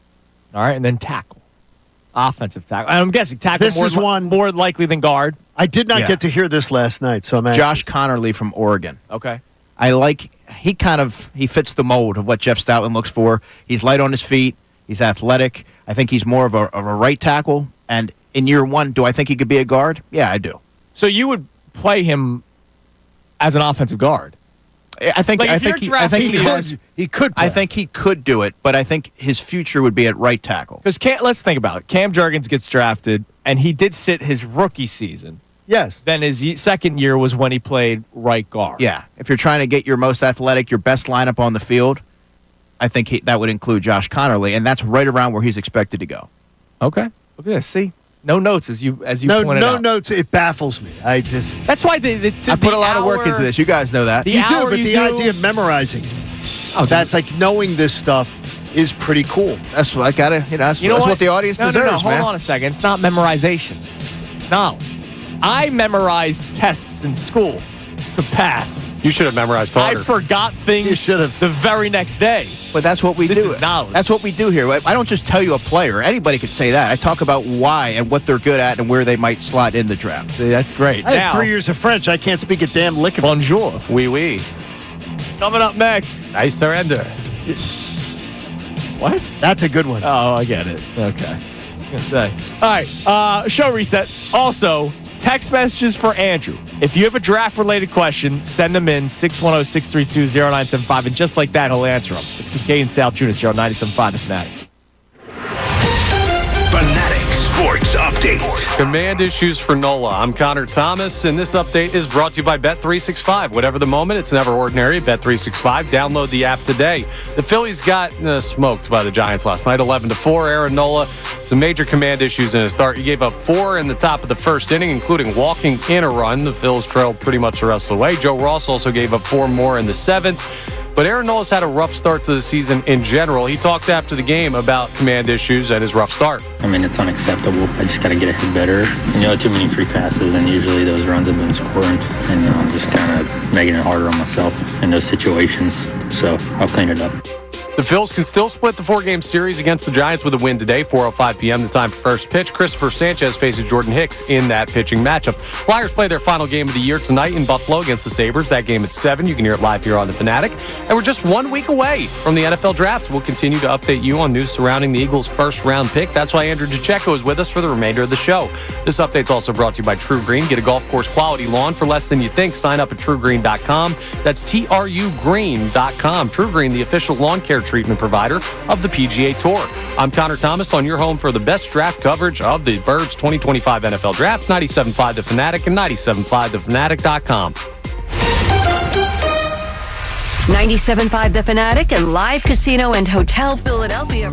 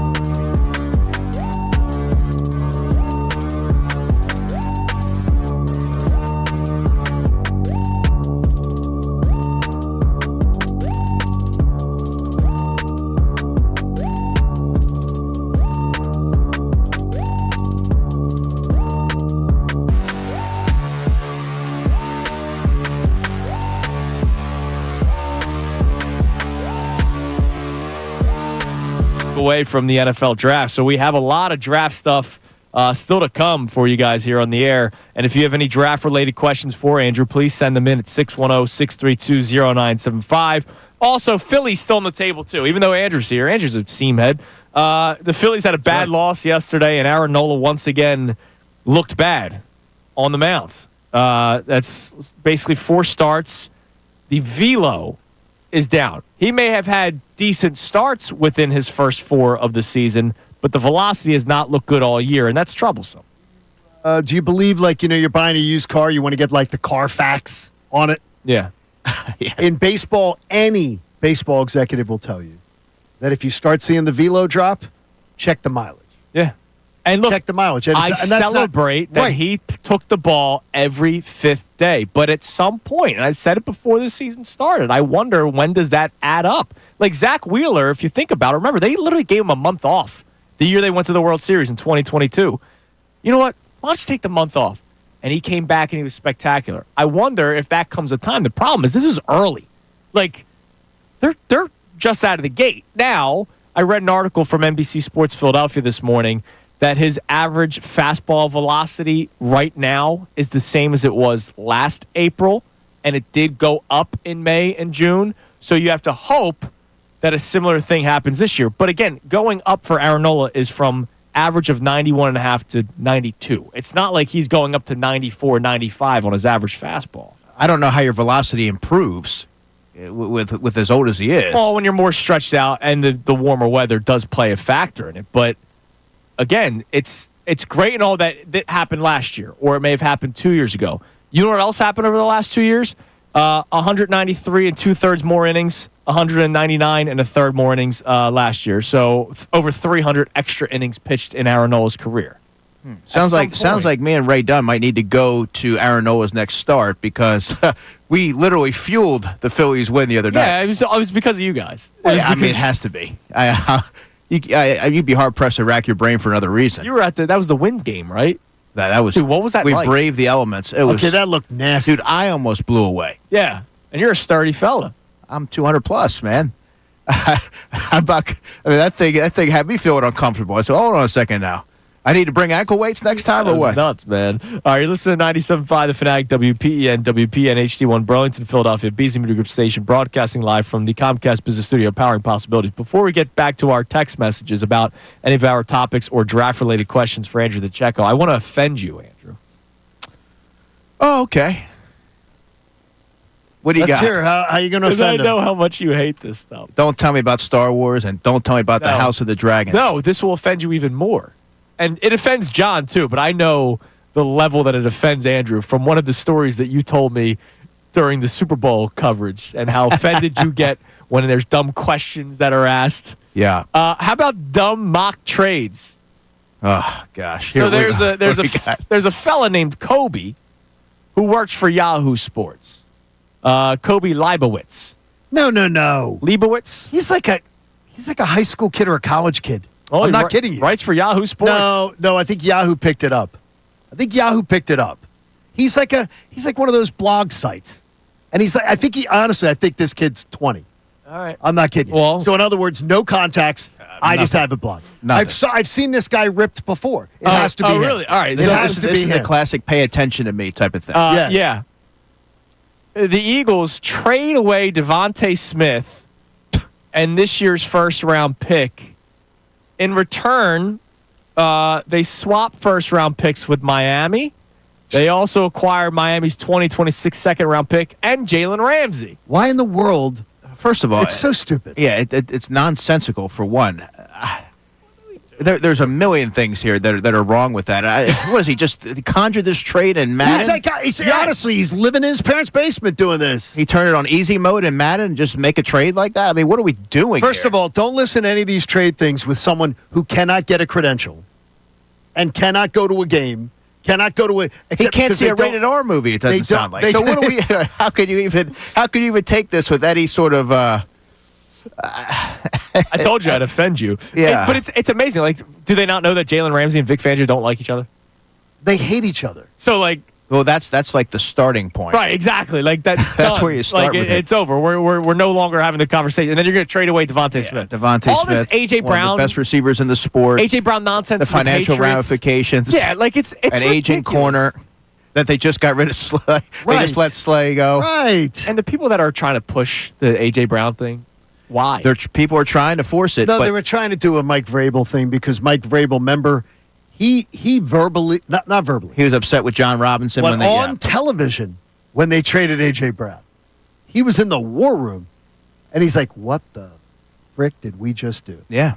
So, terrible. Yeah, terrible. Just All right, what do we got on the text line? I wanted to offend my friends here first. Yeah, that was offensive to everybody listening. Now, we have someone checking in on a bedtime, which I really, really appreciate considering what time we're going to have to be up Friday morning, considering the show. Quinn has a question. At what point in the draft, if the Eagles were to make a trade with 32 overall, should we be looking to expect it? Mid-first round, or will it be waiting until when 32 comes up? 32, right?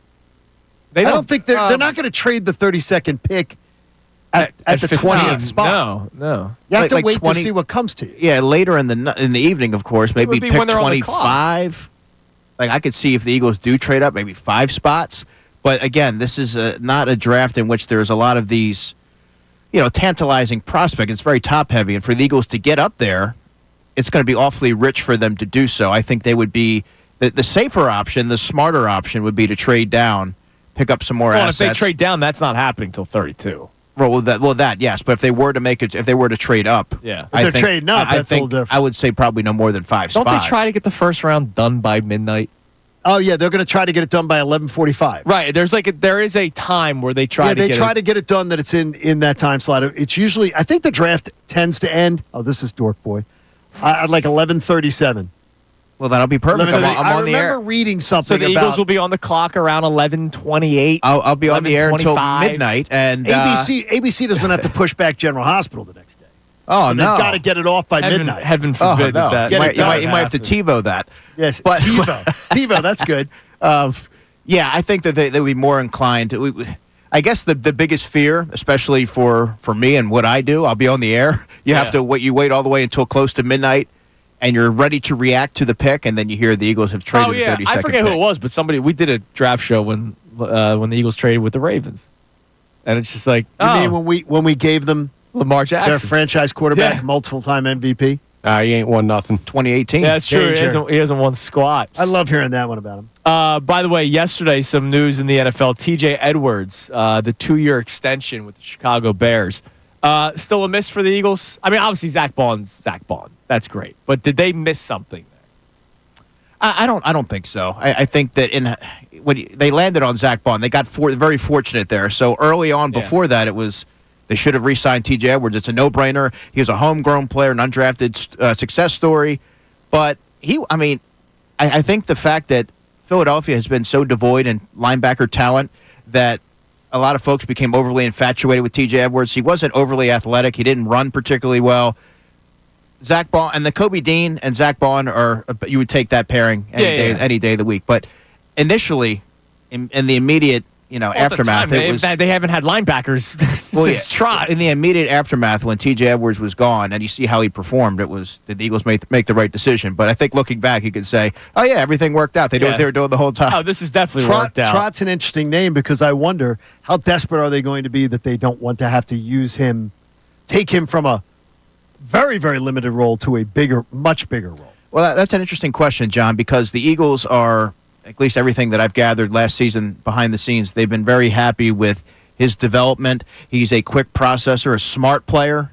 He just needs to add strength and size to his frame, which work ethic is not the question. I would imagine that he's taking to it in the offseason, and there's a world in which he may have to play next season a little bit more than anybody expected. I don't think that would be a good thing. But for him or us.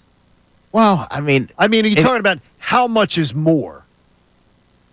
Well, depending on the Kobe Dean's recovery timeline, that could I'm not impact it. comfortable with that one. I'm not comfortable with saying. But what if I were to tell you we're going to be good with Trot Jr. till Nakobe comes? So you listened to my draft special last night. I did. So I know you heard me talk about my linebacker big board, and you very quickly you could see that this is a linebacker Second class. night. It's very shallow in terms of talent. Yes, it is. They can't wait, John, until day 2 to get an impact guy. Or if they wait till day 3, forget it. You're going to get a fourth linebacker, a special teamer. Have you had your eyes on Jahad Campbell at all? Mel Kiper, he and Field Yates did like a mock draft where they each selected, and Mel Kiper had the even number, so he got to 32, and he had the Eagles taking Jahad Campbell in the first round. Yeah, I saw that. That was I don't see that happening. I like Jahad Campbell. He's one of my favorite players in this class, actually. Oh wow, maybe too much pumpkin pie for breakfast. Maybe, yeah. That's right. Because Mel has pumpkin pie every day for breakfast. I didn't know that. Yes. But usually he's kind of spot on. But what I like about Campbell is that he is the modern day linebacker. He can play the run, but he is exceptional roaming sideline to sideline and covering these athletic move tight ends and tracking running backs out of the backfield. And he's smart. Yeah. And to be a linebacker and a safety, a successful safety and a linebacker in Vic's defense, you have to be smart. For the record, everyone who comes out of Hainsport Elementary, high processor. That's my old alma mater with Trot Jr. So that I should have led with that. Yeah, obviously. Of course you should. Deep I don't know draft how we knowledge missed there. that. No notes on that one. I can't believe we missed that one. Shut up, Clearview. All right, coming up next, Bryce Huff. We brought him up, and you have some opinions on this. So we'll talk to Andrew DeCecco about this next, whether or not he'll be back and whether or not he should be. And there's a specific reason why I asked that. It is Kincade Salciunas. Andrew DeCecco with us for the rest of the show here on 97.5 The Fanatic. Tyrone Johnson. I believe that Turner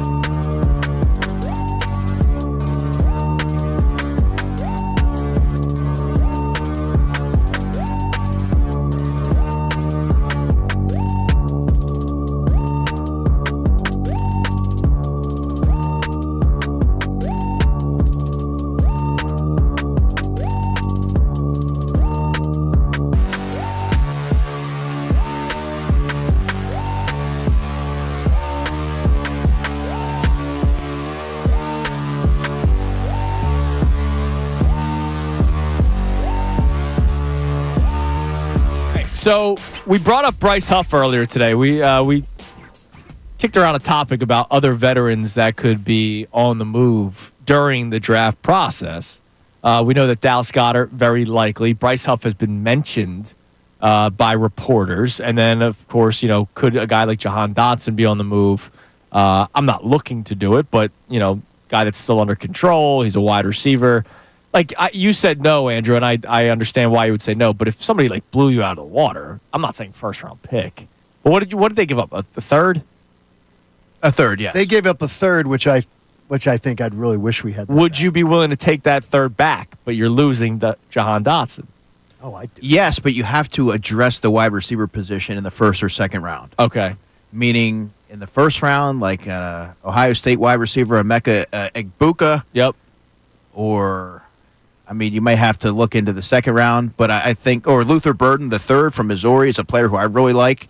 He'd be a really good fit in the Eagles' offense. So that would be it would be like DeAndre Swift with the Lions. When they drafted Gibbs, they're like, all right, so somebody's got to go. And they moved on from DeAndre Swift. So we could find out if they draft somebody the first or second round, that could also tell you what they might end up doing. Exactly. But I don't think they can afford to bank on a day 3 option giving you the same output. Right. Versus a full offseason of Jahan Dotson acclimating and getting more reps with Jalen Hurts and so on. Because they have to be able, especially with Dallas Goedert. Then you're completely banking on AJ and Devontae shouldering your passing attack with no other complementary pieces. So Bryce Huff, you seem to want him to stay.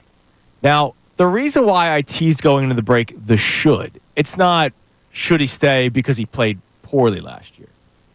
Do you get the sense, you're in the locker room, so this is why I'm asking you, do you get any sort of sense, or have you gotten a sense that he was upset with the not dressing of the Super Bowl? Did that do anything to him? Some guys might take that as all right, I'll show them next year. Some guys might take that as, screw you, dude. Do you have any sort of sense on how he reacted with that decision? I did. I sat down with him. It was the last media availability before the Super Bowl. So It must have been that Thursday leading up to the game. And I was just trying to, I've talked to him throughout the season, but I wanted to get a sense for what he made of his first season in Philadelphia. What were his takeaways? Did he learn anything about himself? And for him, you could tell that he wasn't happy with the way things went, and nor should any competitor be. Because when you go to a new city with elevated expectations, your team is about to play in the Super Bowl, and you don't know what your role is going to be. Yeah, of course you're going to be disappointed. He even told me, he goes, "I'm not sure how much I'm going to play in this game, but I know that I'm better than what I've shown." So I think that it really should be taking into consideration the drastic departure of the systems from when he was with the Jets to the Eagles. What he's being asked to do. Drop more in coverage and not purely just be a pass rusher. Yeah. Sometimes that acclimation is a little bit more steep than some may be led to believe, and it takes players a little bit more time to get up to speed. The Eagles don't believe that the story has been written on Bryce Huff, nor do I. Okay. And I think that to make that determination this early, without a full offseason, without seeing how he returns from OTAs, I think that's malpractice. You think good energy, though? What's that? Positive energy. He's a positive energy guy. He seems to be well liked amongst his teammates. I thought he had a positive attitude throughout the whole thing. I've actually mentioned this on some of the Birds Insider shows throughout the season about how impressed I was about how he was reacting to having to take a step back and not being that prominent piece that he was with the Jets. So nothing to do with a poor attitude. I thought he was a good teammate. But I think for anyone to give up on him this early, and I know that last season was really, really underwhelming, to put it mildly. Let's see how he returns for OTAs and training camp before you're ready to punch his ticket out of him. I just, when the news comes out, Brandon Graham's playing, and then you see the inactives list and Huff's on it, my immediate reaction was, he's not back. I walked out. I agree with it's tough to see that happening. Yeah. But I remember I walked away from that availability on Thursday.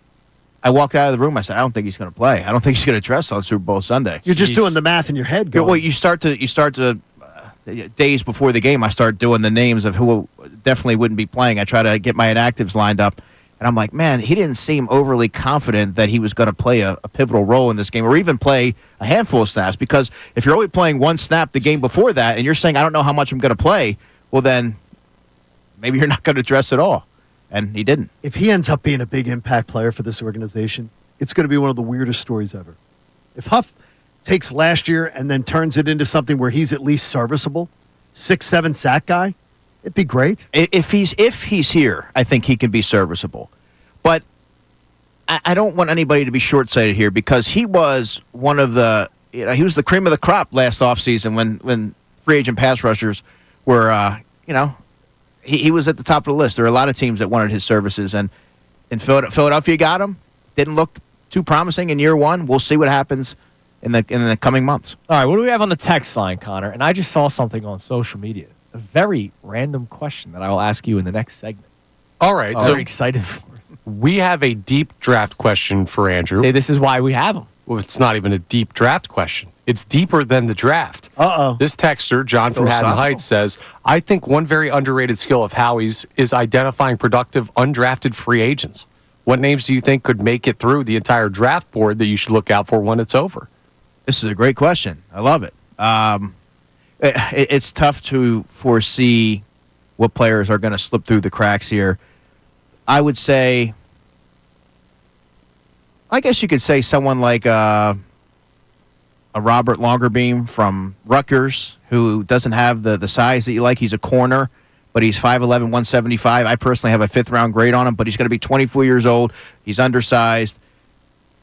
That might happen, but I would expect the Eagles to entertain a lot of linebackers in terms of undrafted free agents. They've hit on that in the past. Corners as well.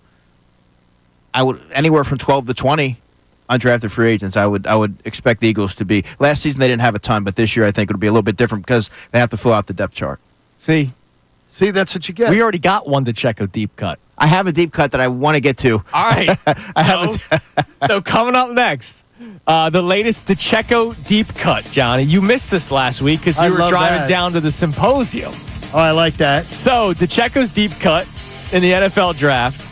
This random question that I will run by you, it is sports related, but it also ties in weddings. All right? Okay. And then, of course, mainly, how do you handle this upcoming draft for the Philadelphia Eagles in terms of impact in the next year or two, or maybe down the road?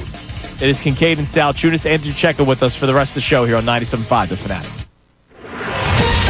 Fanatic Sports Update. Another rough night for Nola. I'm Connor Thomas, and the Phillies got smoked by the Giants again last night, 11-4. The second time in this series giving up double-digit runs, and Aaron Nola gave up 4 in the top of the first before the Phils could even get to the plate. Joe Ross wasn't much better later in the game coming out of the pen. He gave up 4 more in the 7th, but Nola didn't put his team in position to win, and he's had a rough start to the season, so he talked about it after the game. I mean, it's unacceptable. I just got to get a hit better. Too many free passes, and usually those runs have been scoring, and I'm just kind of making it harder on myself in those situations, so I'll clean it up. The Phils can still split the 4-game series with the Giants if they win today. 4:05 p.m. is the time for first pitch for the series ender. Christopher Sanchez takes the bump, faces off against Jordan Hicks. Flyers have their final game of the year tonight in Buffalo against the Sabres. 7 p.m. puck drop. You can hear that game live here on The Fanatic. And, of course, we're just a week away from the NFL draft, so we got a lot of information on what the Eagles could do at pick 32, or with pick 32 if you expect them to move. That's why Andrew DeCecco is staying with us for the remainder of the show. This update's brought to you by Mercedes-Benz. That feeling of owning your first Mercedes-Benz is hard to believe, but it's real. From the leather stitching to the iconic design, every element of a Mercedes lives up to its reputation. See for yourself at your local dealer. I'm Connor Thomas on your home for the best coverage of the Birds 2025 NFL Draft. 97.5 The Fanatic and 97.5thefanatic.com. We want to hear from you. Text us at 610-632.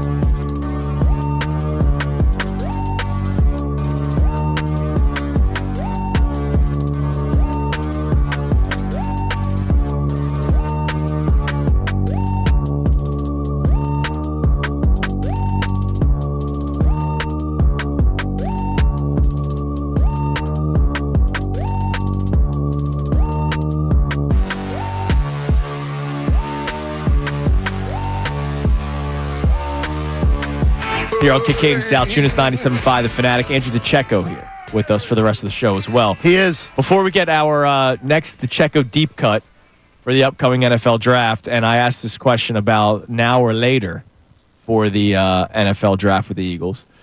A video is trending on social media. Is it Ray's video?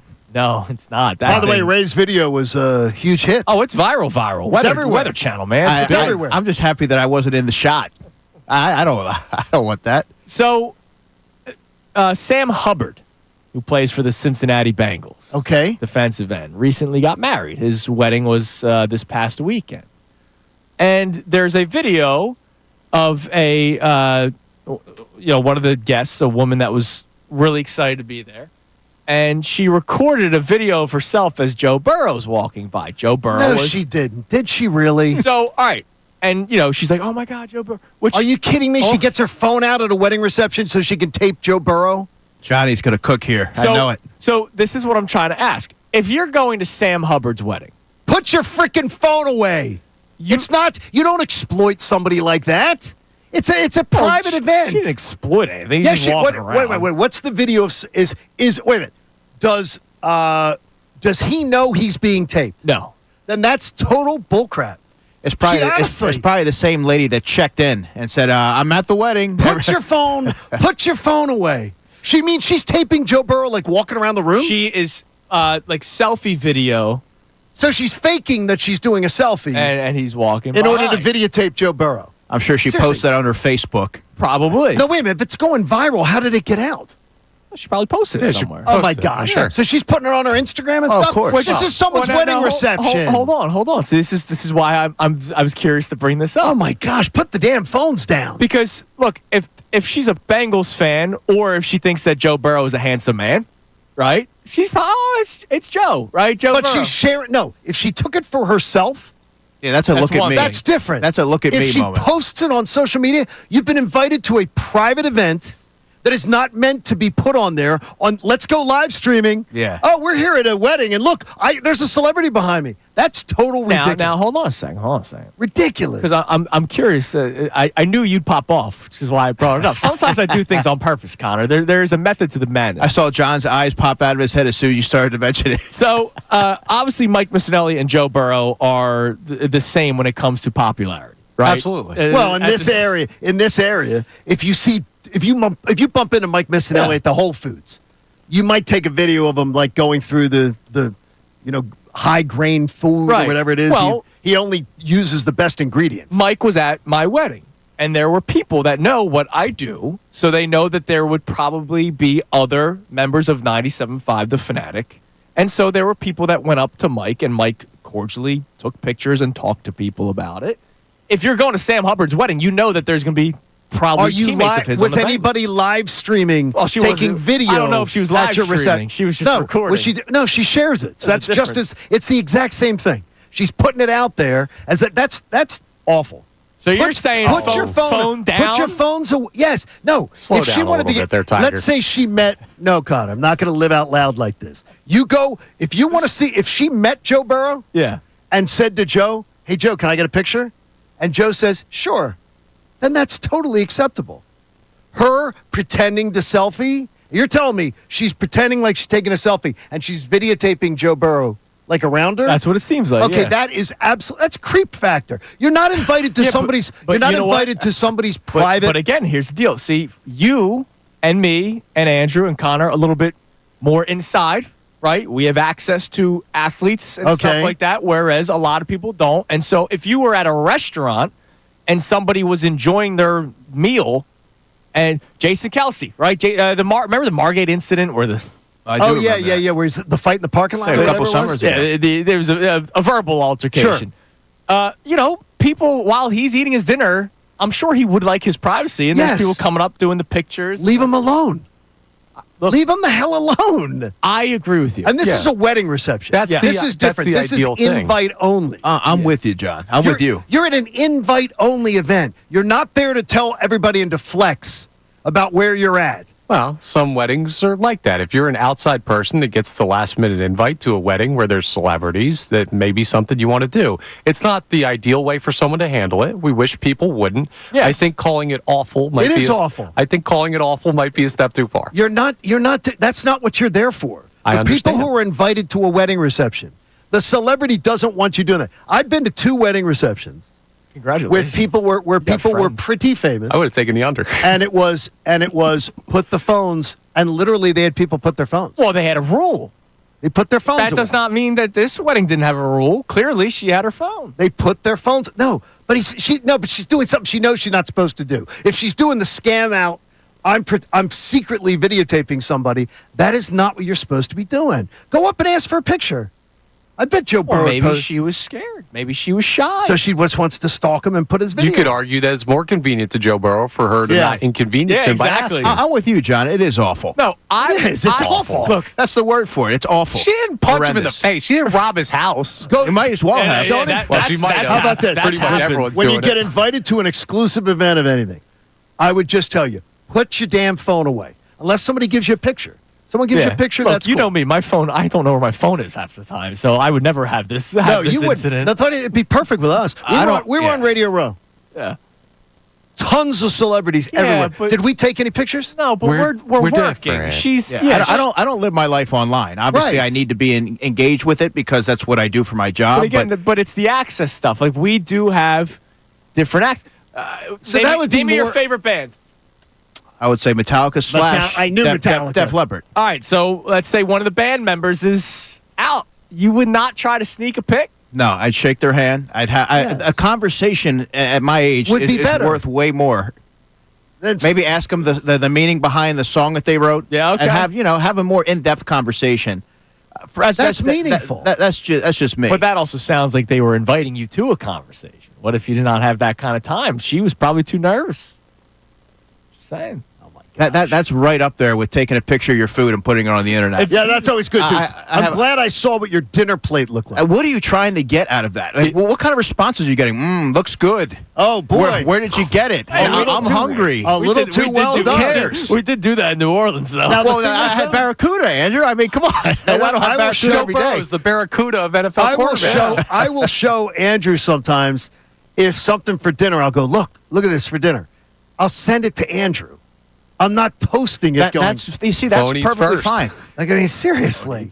Listen, if I ever get invited to a celebrity wedding, I'm wearing a GoPro. Screw it. No, get the hell Everybody outta here. sees everything. Yeah, you're the first one kicked Live out. stream. It'd be your last one. Out of so it's anybody good. who works here, Connor would be the first guy that I would expect would take a picture with Joe Burrow in the background. Hell yeah, baby. What's Yeah, up, Joe? I could say it. All right, Come here, give us Joe a Cool. give us a Take a DeCecco selfie. deep cut here. Justin Wally from Minnesota, 5'10", 190 pounds, run a 4.4, had 7 interceptions for the Golden Gophers last season, or not for his career, but this is a draft that's very rich in nickelbacks, and he is one of the best in this draft class. He's a day 3 player. I think they can get him in the 5th round. He actually visited Philadelphia with a top 30 visit. That was according to Jeff McClain, the Philadelphia Inquirer.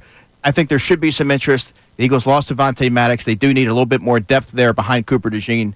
So And what's the name again? Justin Wally, Walley. Because you spit it out almost too fast. Because people are like, "Who the hell is Justin Wally?" Justin Wally. And when you look at the way that he plays the nickelback position, he's tough, he's physical, despite being a smaller player, and he really embodies what Vic Fangio has historically looked for in all of his nickel corners in his career. So if you did that, would there be a potential move out for one Cooper DeJean down the road? Down the road, if Justin Wally pans out, perhaps that's Why something would they you could- want to move Cooper DeJean? But he's already one of the best in the NFL Right. at that position, and that is such. I've told you this before, Andrew. I think that is the toughest position to play on defense in the NFL for a multitude of reasons.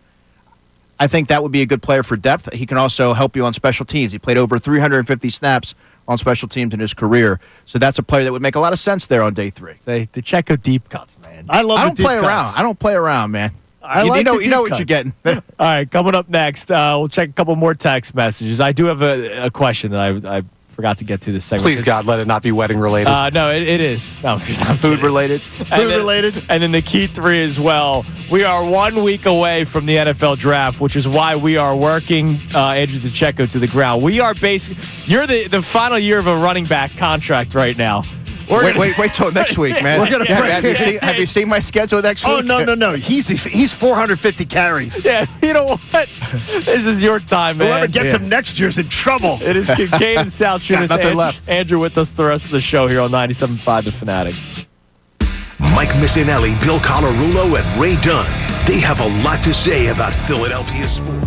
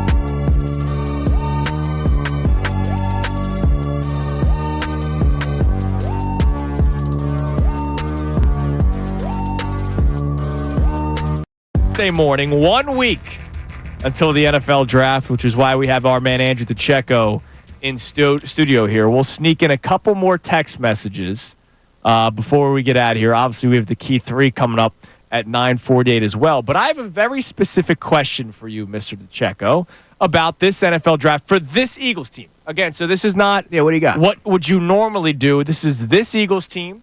You know about their plan this offseason was to kind of cost cut a little bit because you have to think about down the road, paying Jalen Carter and a lot of the other key members of this Eagles team, both on offense and on defense, because Cam Jurgens is next up. He's eligible, yeah. He's so eligible, is Reed. yeah. So is Reed Blankenship. So there's guys that you're going to have first? to pay.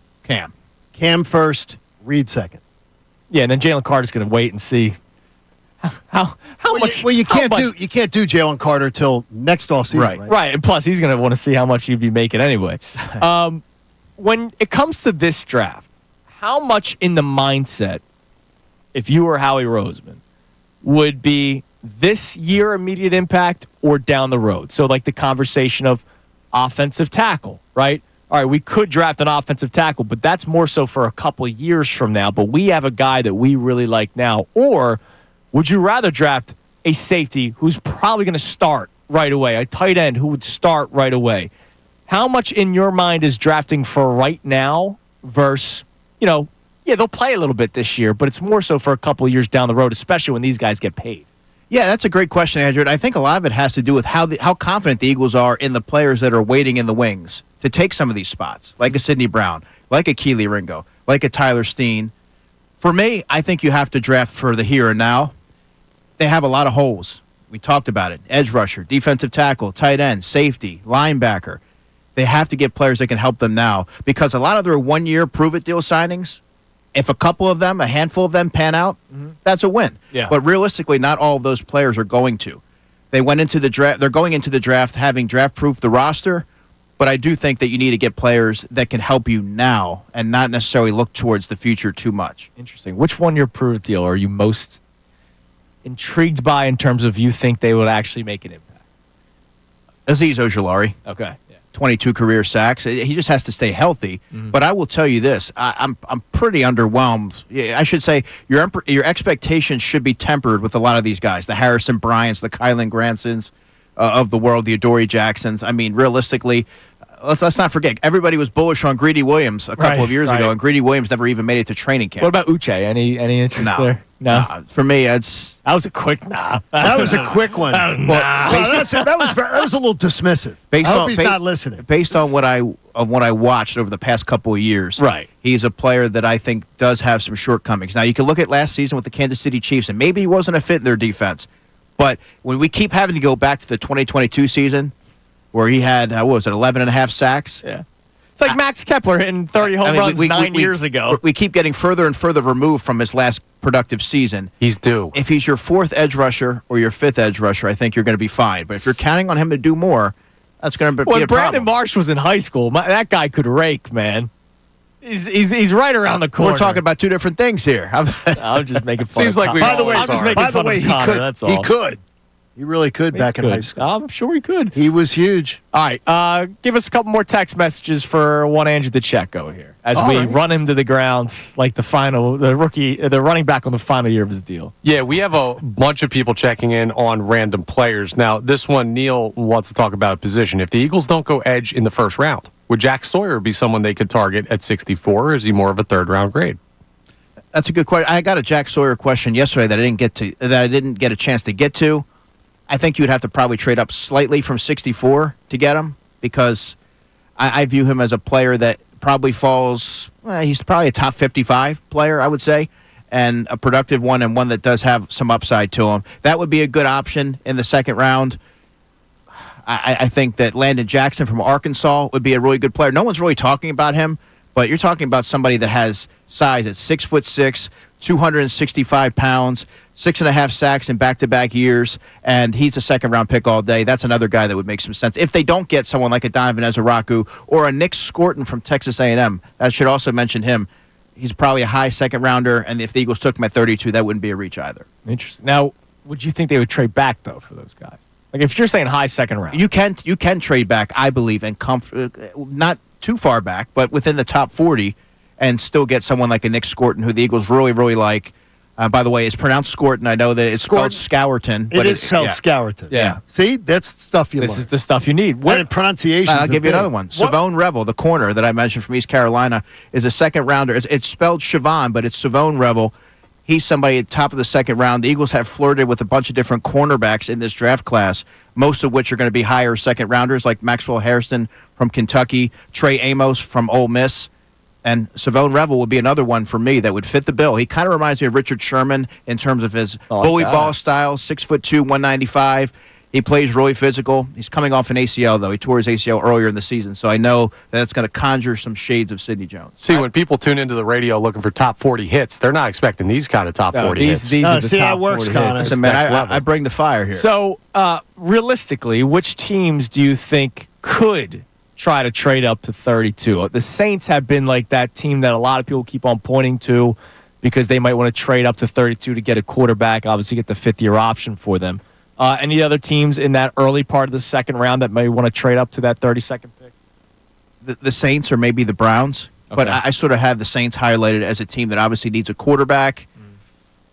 They've had Jackson trades. Dart, Jalen Milroe is going to be attending the NFL scouting or the NFL draft, so I think that's if you're attending, that might indicate that you have a shot at going on draft night. Talking to a Giants postgame type reporter, saying yesterday he could see the Giants calling about 32 and flipping their their second round pick to the Eagles to try to go get Milroe. I was just thinking that because if you get imagine if your draft is Abdul Carter at 3, and then you get Milroe to be a developmental behind Russell Wilson. Exactly. I think that's Milroe. that's nice, but would you help? Are you going to help them get their quarterback in the future? Well, if it the depends. Giants call. What if they don't? You can have them. We don't believe in them.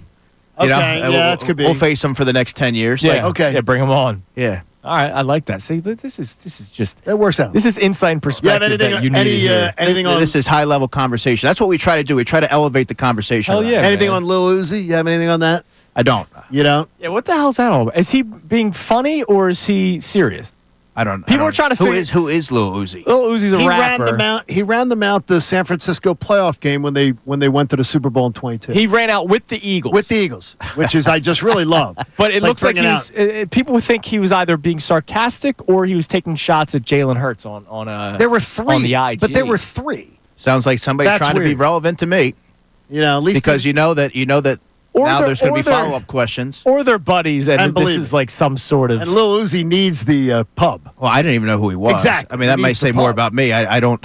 No, he needs the Is pub. he relevant? In 2025, He's Lil Uzi Vert, man. in Oh, 2025, he's very- yeah. well, in 20, Well, you're not listening to Neon Guts. I can't say that one's on my. That one's not on my playlist. there. found what he's not good at. You're not listening to Sauce It Up. I don't think that one made it either. What but about Drinking and Smoking? Wait a minute. banger. Sauce It Up should be your theme song. You love Drinking and Sauce It. Smoking there you makes go, man. more There's sense. your There intro you go. song That's for your interesting. weekend gig. Time now for the Kincade Salciunas Key 3 best minutes from today's show.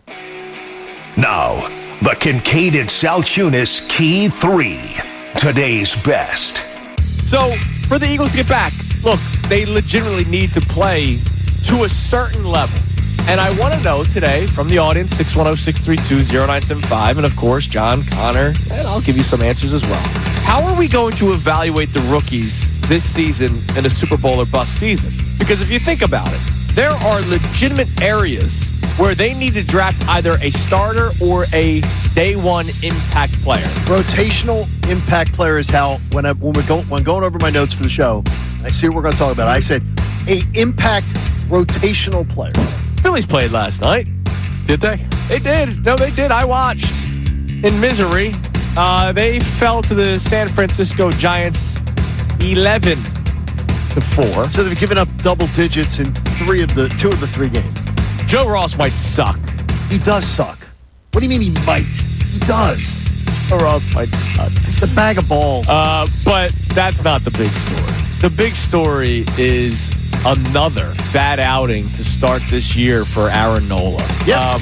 If you look, the Dodgers start, I'll give them a lot of credit. 3 earned in 6 innings, quality start, which again, if you're facing the Dodgers in the playoffs and you know that your starting pitcher only allowed 3 runs through 6 innings, you're going, all right, hopefully the bats did their part, but I'll take that against the Dodgers, that Dodgers team. But Aaron Nola, the rest of the way, has been shaky. And let's head to the Comcast Business Hotline. Every day in business is a big day. Let Comcast Business help you move forward with what's next. Johnny, can you please do the honors introducing our next guest? Yeah, this guy was a general manager who, by the way, outlived general manager tenure, like triple in Atlanta. That's pretty good. And I can tell you, working for a guy like Arthur Blank, he's a very good owner, but he's very demanding. So this is an accomplishment in of itself. And then Sumer Sports is a great spot that everybody should check out. If you're into studying a little deeper into the game, check out Sumer Sports, especially at draft time. And Thomas joins us this morning. Good morning, Mr. Dimitrov. I am well. Good morning to you, John and group. I'm excited to be about talking about you guys. That's for sure. Yeah, this is a really interesting pick for me in my mind. I'm also again thinking like, would you move up a little bit to get some of the more upper rated DTs because we know how important it is. We know how important that position is. Howie's been outspoken, and it's not just Howie. People have talked about the D-line, interior D-line position. Expensive in free agency, continue to be young, to your earlier comments, is something that continues to weigh on my mind. You can get a tight end out there, and this is a good tight end class that you can go in the second day for sure, third day at times. I would focus on that interior D lineman and think about that second round, second day tight end. How are we going to evaluate the rookies this season in a Super Bowl or bust season? All right, that's the Kincade Salciunas Key 3 best minutes from today's show. It's been lively today. Haley walked in. Connor, guess what her favorite song is? Oh, drinking and smoking? No, Neon Guts. Neon Guts. She said she plays it every day before work. Every day on her way to work, she listens to Neon Guts. I like this as Haley goes, it gets me through my drive to work. Oh, my gosh. I'd like to sit in silence. I mean, seriously. If I'm not listening to you guys in my morning... You're a silent driver? Nah, sometimes. There's nothing better for me than silence. I can tell you that. You're a silent driver, huh? No, sometimes. Like a long drive, when I'm on a long drive, Pennsylvania Turnpike's like that. I don't mind a little silent on the Pennsylvania Turnpike. Yeah, I need to crank some tunes. Yeah, give me some Billy Currington. Come on. Now, Connor, though, you also have to apply the sunscreen because you'll probably be shirtless in your I take a photo shoots. Top-down season's right around the corner. I take photo shoots for his MySpace. Pictures. Yes, exactly. Only if Joe Burrow's behind me. He is. That is too funny. All right, Andrew, thank you very much, as Appreciate always, it, guys. for coming in, man. Okay, You're the best. Next week, we're already squatting here. Thursday and Friday, 8 to 10. Yep. All right. Pre-draft, post-draft. And by the way, you have such a busy schedule. By the way, early post-draft bird Saturday. round 1. Early birds on Saturday, 9 to 12. I'm Don't miss going that. my final mock draft of the season. Oh, and you it's only for our audience because I Wait a haven't minute, revealed it on anywhere early else. birds, you're releasing it? Yep, throughout the show. Whoa! Wait a minute, he's not. Is he keeping his best content for early birds? That's why you got to tune in 9 to 10. Well, and then 9 12. we get to react to it Thursday with us next week. That'll be great. Hey, we'll do it on Monday. Get an extra day out of it. Hey, FT Young Heating and Air host the Conditioning. show this next week, Andrew. FT Young Heating and Air Conditioning made a donation to the American Association for Cancer Research, and you can too. Support cancer research. It saved my life 3 times. Go to 975thefanatic.com/AACR because cancer research saves You lives. see, if we just change the name from Kincade Salciunas to Andrew and John, it would work. He just does whatever he works whenever he wants. So he works when you're not talking. He can talk. Yeah, It works. It would always work. All right, I guess everybody, I'll just kick rocks. we'll get there. Well, one wait a day. minute. Maybe we come up with later birds Later, birds on Saturday. Yeah, that's good. All right, coming up next, the Mike Missanelli show with Bill and just the national treasure, Ray Dunn. I mean, this guy's all over the place. Your next chance to win $1,000 starts right at 10 o'clock. Everybody have a great rest of your day. We'll be back at it tomorrow morning on a payday Friday, 97.5 The Fanatic. Fanatic Sports Update. A struggling start for Nola. I'm Connor Thomas, and the Phillies had another rough loss to the